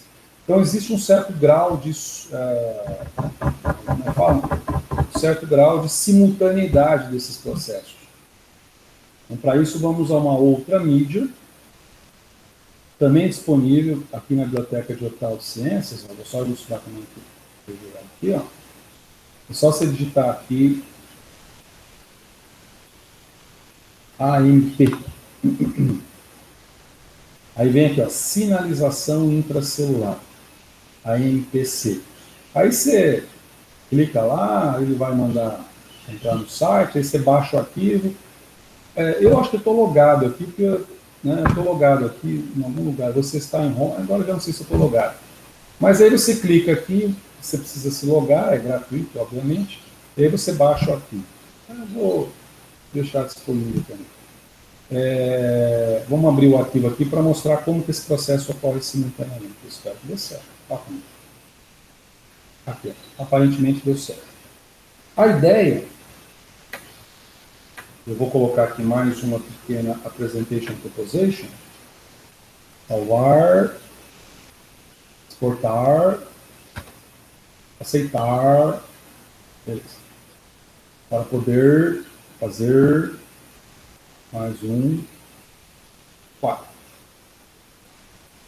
Eu vou usar o termo que está lá, apesar de eu não ter o hábito de usar. Acho que é sinalização intracelular, acho que é o termo, né? Então esse aqui não precisa mais, né? Tchau, fui. Sinalização hormonal, tá. Na verdade, se está dentro de um quadro maior, VC do dia 20 de outubro. Ai, quem diria? 20 de outubro. Tcharam! 20 de outubro. Integração. Um quadro maior que é chamado transdução de sinal.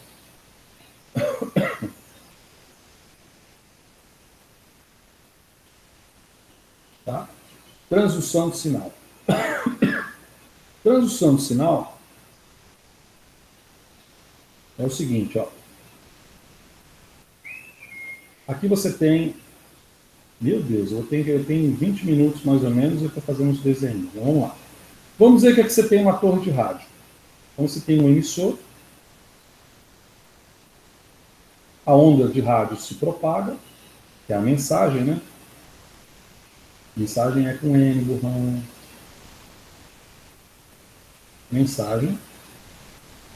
Até que essa onda de rádio chega, ou de televisão, como queira, chega num receptor. Receptor. Esse fenômeno que você tem um emissor, uma mensagem, um receptor, é chamado de transmissão. É a transmissão do sinal. O sinal foi transmitido.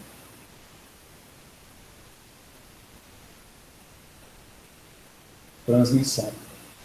Transdução é um pouco diferente. Transdução se dá, se a gente fizer uma analogia, quando você tem aqui, ó, uma bola branca, e aqui você tem bolas, várias cores, numa mesa de bilhar, toda a minha mesa de bilhar, que as caçapas da minha mesa de bilhar aqui, ó, e aí você tem, como vem em contato aqui,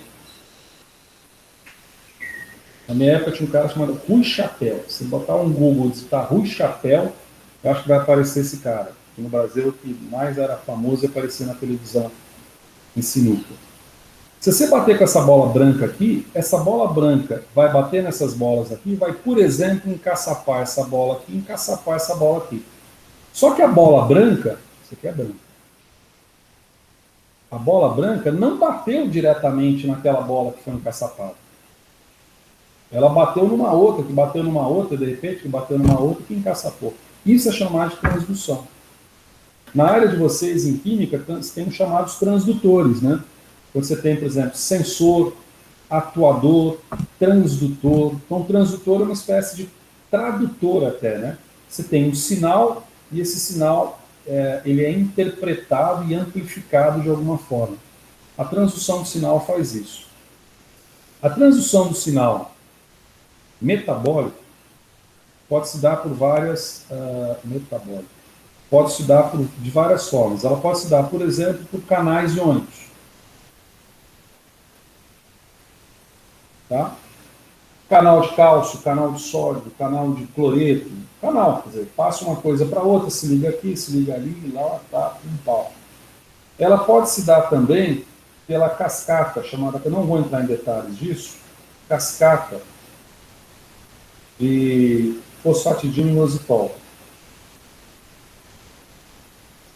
Fosfatidil-inositol. Não vou entrar em detalhes, inositol.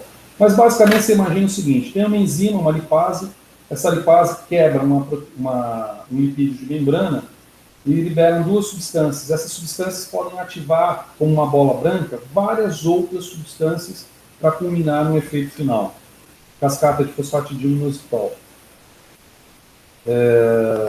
Tem duas substâncias aqui, uma chamada diacilglicerol. Glicerol, só coube aqui, ó. Deixa eu ver se cabe mais. Não, não cabe. E a outra é inositol 3-fosfato. Todas elas, inositol 3-fosfato, estão no mapa. Mais ou menos aqui, ó. Fosfatídeos, tá? Mais ou menos aqui em fosfatídeos você vai achar fosfatidil, inositol e vai achar os outros. Mas pelo tempo aqui eu não vou sair procurando a esmo. E tem a que a gente quer tratar aqui agora, que é a ANP cíclica. A ANPC ou ANP cíclico. A ANP cíclico é uma substância que nós já vimos no mapa metabólico mesmo, aqui, né? Tá? Bem aqui embaixo, ó, bem aqui embaixo, mais ou menos aqui, eu acho. Mais ou menos aqui.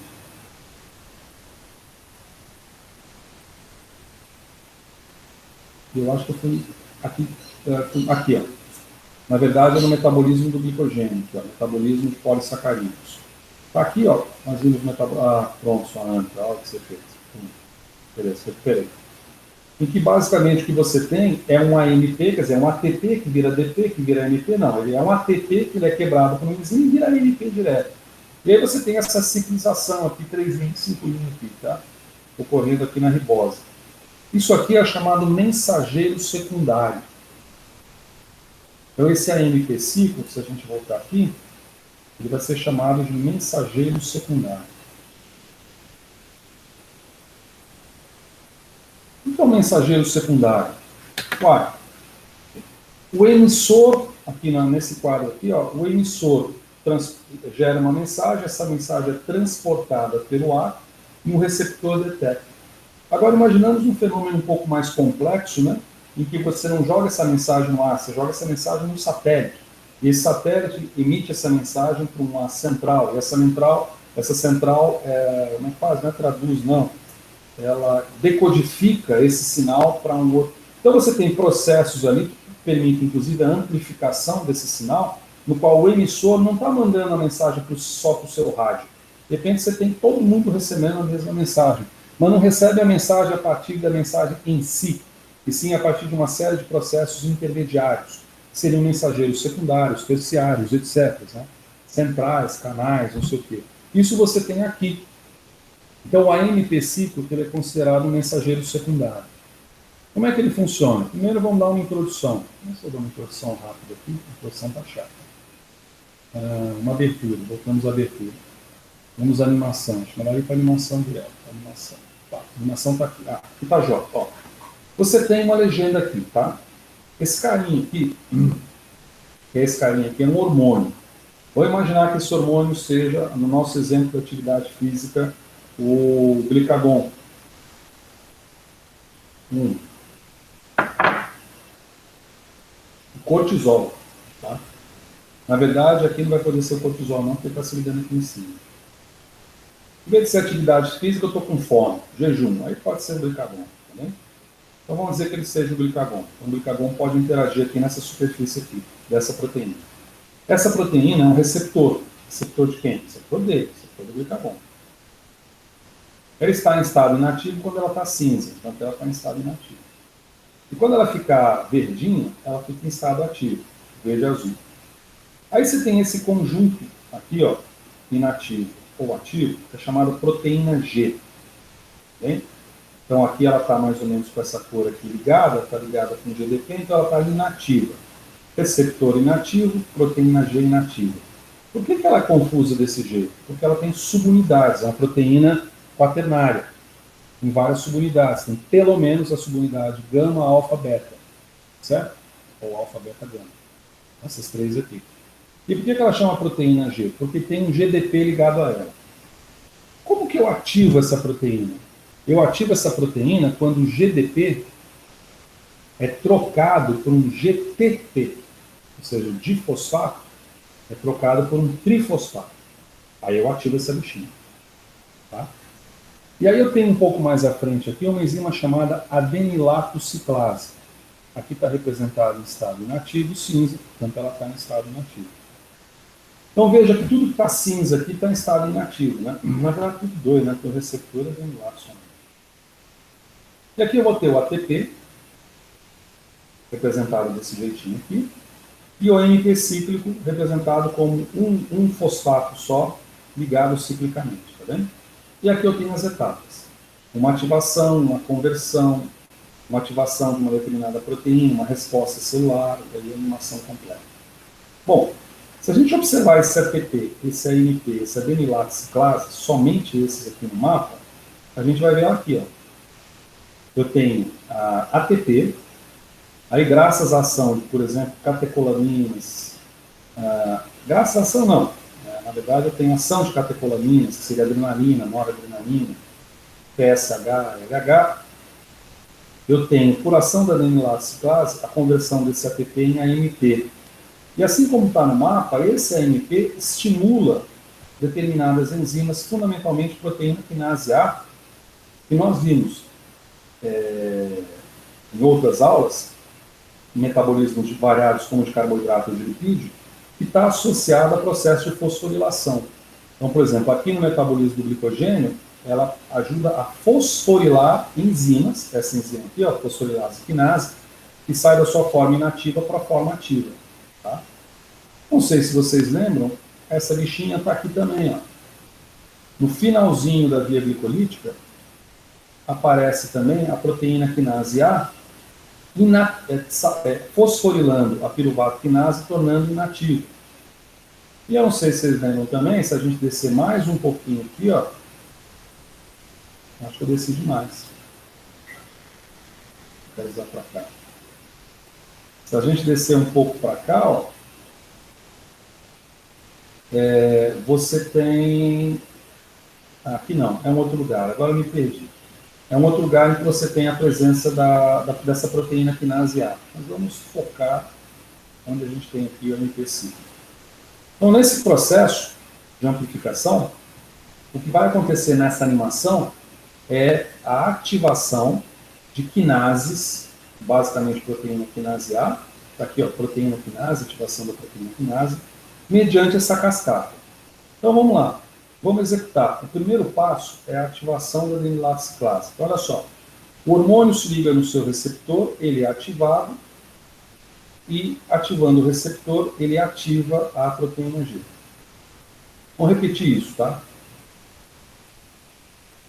Vamos repetir isso aqui. Ixi, não repete assim não. Ah, tá. Isso aqui é para repetir direto. Ah, legal. Ó. O hormônio se liga no receptor, esse receptor ativa a proteína G ela se desmembra, por assim dizer, se dissocia, e ao se dissociar, ela ativa a adenilatociclase, que vai ser a próxima enzima. Essa ativação da proteína G se dá pela troca de GDP por GTP. Isso claro, isso mostra nessa animação. Então eu tenho que, a partir de uma molécula de hormônio, eu cheguei numa adenilatociclase ativada, certo? Numa adenilatociclase ativada. Beleza. Deixar eu completar então. E esse movimento, que apareceu o receptor se mexendo na membrana e a subunidade alfa da proteína G sendo translocada na membrana, ocorre de fato. Tá? Isso aqui não é só didático, não. Ele ocorre de fato na membrana. O que ocorre agora é a conversão de ATP a AMP cíclico, que é essa conversão ilustrada no mapa metabólico aqui. Ó. ATP se converte a AMP cíclico. Bom, da seguinte forma, eu tenho ATP, a adenilatociclase vai e forma AMP cíclico. Alguma dúvida? Vou executar de novo, não vou ficar repetindo. A denilase ciclase só pega o ATP, então, quebra e faz uma série de moléculas de AMP5. Então, veja o que aconteceu aqui. Eu tinha uma molécula de hormônio, e agora eu tenho 1, 2, 3, 4, 5, 6 moléculas de AMP5. Então, eu tenho uma primeira amplificação do sinal.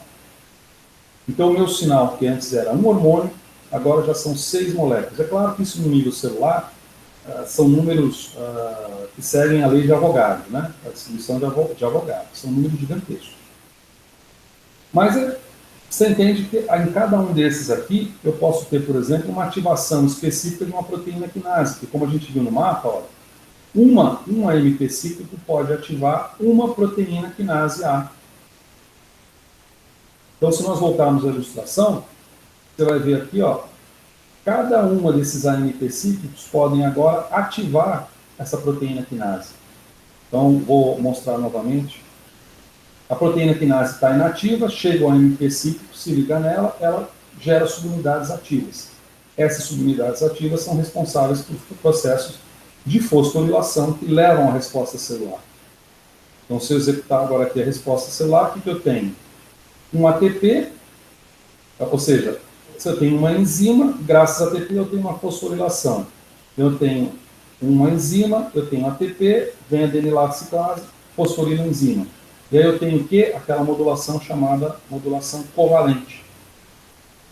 Essa modulação covalente está exemplificada diretamente aqui também. Ó. A enzima vai, fosforila as custas de ATP que entra aqui, uma enzima inativa, que é a fosforilase quinase, que agora se converte na sua forma ativa, as custas de ATP.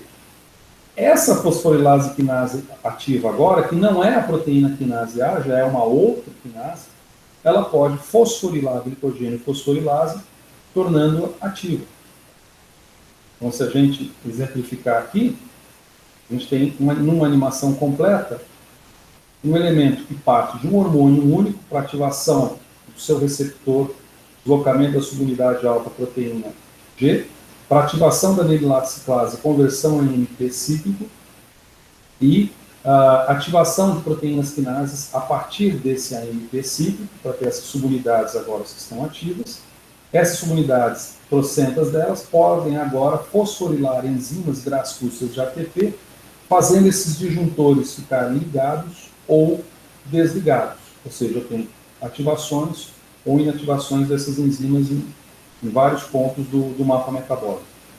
Tá bem? Encerrar aqui. Aqui também tem a legendinha. Ó.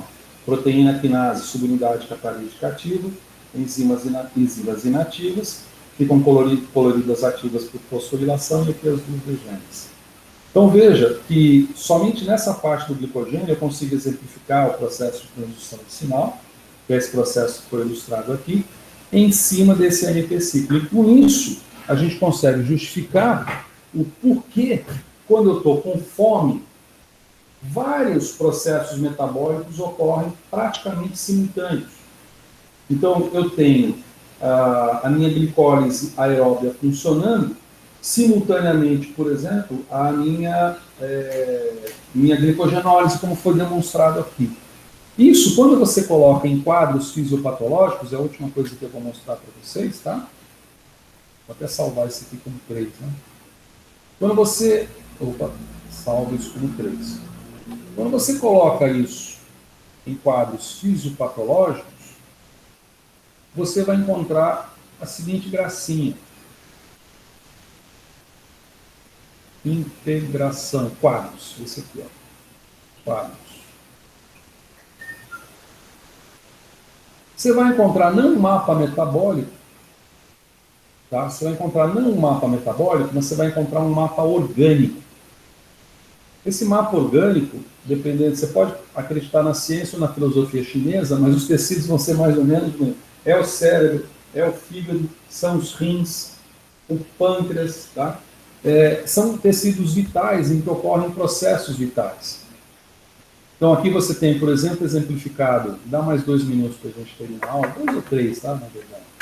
Então aqui você tem, por exemplo, exemplificado o pâncreas, que vai produzir insulina a partir das células beta, tá? Aqui você tem os intestinos, aqui você tem o quê? Eu não estou mostrando nada? Espera aí. Então você tem pâncreas, intestinos, fígado, cérebro, tecido gorduroso, tecido sanguíneo, tecido muscular. Né? Poderia elencar outro, maior, menor, mas é mais ou menos isso. Veja que aqui você tem exemplificado vários processos que ocorrem em simultaneidade. Essa simultaneidade, graças a essa transição de sinal que foi mencionada aí ao longo de 2 horas praticamente. Tá? Nos quadros fisiopatológicos, essa situação está alterada. Que situação está alterada? Bom, a situação onde eu tenho insulina, que vai me ajudar a absorver, melhor colocar assim, que vai me ajudar a absorver, não dá nem para enxergar isso aqui, que vai me ajudar a absorver glicose e aminoácidos pela veia porta ao fígado, que vai permitir que essa glicose seja armazenada na forma de glicogênio, ou então que ela seja oxidada na forma de piruvato, passa acetil-CoA e a partir de acetil-CoA passa gordura, que essa gordura seja transportada, por exemplo, na forma de triglicéridos pelo VLDL para armazenamento tecido gorduroso, né?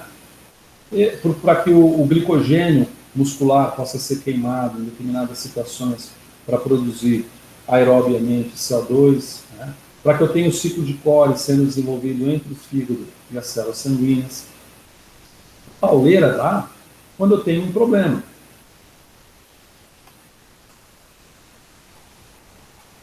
Por exemplo, eu tenho um problema no qual me falta insulina. Então, se me falta insulina, eu tenho insulina e glicagon. Se abaixar a insulina, o glicagon fica pronunciado. Então, se eu tenho o glicagon pronunciado, por exemplo, no quadro diabético, eu tenho os efeitos desse glicagon. Então, eu tenho, por exemplo, a queima do glicogênio para tentar me dar glicose, né, já que eu estou com falta de glicose. Só que eu não consigo hidrolisar direito essa glicose. Então, eu tenho também a conversão de alanina. Opa, aqui em cima. Tem a conversão, mais em cima. Conversão de alanina em glicose. Várias rotas aqui ficam interrompidas. Nossa, nem eu estou enxergando. É melhor colocar um negócio que eu consigo enxergar. O branco não vai ser legal. Olha o preto. Vermelho. Tá? Eu tenho, por exemplo, a queima de gordura em grande quantidade, produzindo grande quantidade de corpos cetônicos que podem se acumular. Eu poderia falar de outras situações, tá? Como essa. Você tem, por exemplo, uma atividade física. Você pode ter uma mobilização de gorduras do tecido adiposo, uma queima de glicogênio, uma queima de ácidos graxos produzindo corpos cetônicos, aquilo que a gente mostrou nas outras mídias. Tá bem? Por aí vai. Esse aqui não vou entrar em tantos detalhes, vamos entrar em detalhes por aqui. O processo de lactação, né, que nós tínhamos mencionado. Então, você precisa de triacilglicerol para a glândula mamária, você precisa de proteína para o leite, precisa de lactose para o leite. De onde que vem lactose? Vem da glicose. Glicose de quem? Glicose absorvida pela mãe. Glicose absorvida pela mãe. Proteínas, aminoácidos absorvidos pela mãe. Né? Você tem mobilização do tecido gorduroso da mãe para que esses ácidos graxos sejam transportados como gordura na forma de triglicéridos, sejam acumulados para a composição do leite. Você tem um processo catabólico na mãe e anabólico no feto. Alguma coisa parecida se dá com o feto, né, com um processo gestacional. Olha quanta seta que sai da mãe. Ó. Então eu queimo o glicogênio materno, eu uso a glicose materna, eu uso aminoácidos pelo ciclo de Cori que vão se transformar em glicose, eu mobilizo as gorduras da mãe para produzir ácidos graxos que vão ser utilizados pelo feto e cujo excesso de oxidação vai me produzir corpos cetônicos que também vão ser utilizados pelo feto, além de vários hormônios placentários que estão envolvidos no processo, lactogênio placentário é um deles, como eu mencionei, certo? Você tem outras situações aqui, que são situações ligadas a infecções graves que eu mencionei, que aparecem peleucinas aqui, ó, aparece fator de necrose tumoral, mexendo nesse mapa orgânico, mais um minutinho só. Nem lembro o que é isso. Vou pular isso aqui também. Você tem a cachaça. Cachaça do mundo é nossa. Ó, etanol. Então, o etanol, olha que desgraça. O etanol se transforma em acetaldeído, e acetaldeído em ácido acético, a gente viu isso na via glicolítica. O problema é que esse ácido acético se acumula no tecido cardíaco, que usa o ácido acético como fonte de combustível, já que existe um impacto do aproveitamento da glicose. Isso gera, por exemplo, o infarto do miocárdio pela acidificação do tecido. E aí você vê que você tem lactato, alanina e glicerol que foram mobilizados por ciclo de Cori, tecido adiposo, tecido muscular, mas que não conseguem ser aproveitados direito pelo cachaceiro potencial. Tá? E aí tem outros exemplos secundários aqui de coisas que podem estar acontecendo. A última, ou penúltima, nem sei se é a última ou penúltima, mostra simplesmente a receptor de insulina e vários processos simultâneos que acontecem. Nós vamos terminar na cachaça, né? Veja que você tem, então, um comprometimento de várias situações fisiopatológicas em cima disso. Tá bem? Gente, estou cansado. Tá? Então, o recado que eu tinha que passar para vocês de saideira do semestre é esse, sobre integração metabólica. Pena que teve pouca gente. Sorte que a gravação foi até o final. Eu posso disponibilizar para vocês. E agora o que eu vou fazer, conforme prometido, é montar a atividade dessa semana, para passar para vocês, passar uma atividade substitutiva e vou passar uma atividade agregadora. Olha que legal, tá gravando, né? Eu vou passar uma atividade substitutiva que vai permitir substituir uma atividade que você não fez. Não é 10, não, nem 4, é 1. E vou passar também uma atividade agregadora para aumentar de nota quem quiser aumentar de nota. Bem? Eu gravei isso, hein? Caraca. Podem usar isso contra mim em tribunal. Então, nesse sentido, crianças, desface nesse momento a minha gravação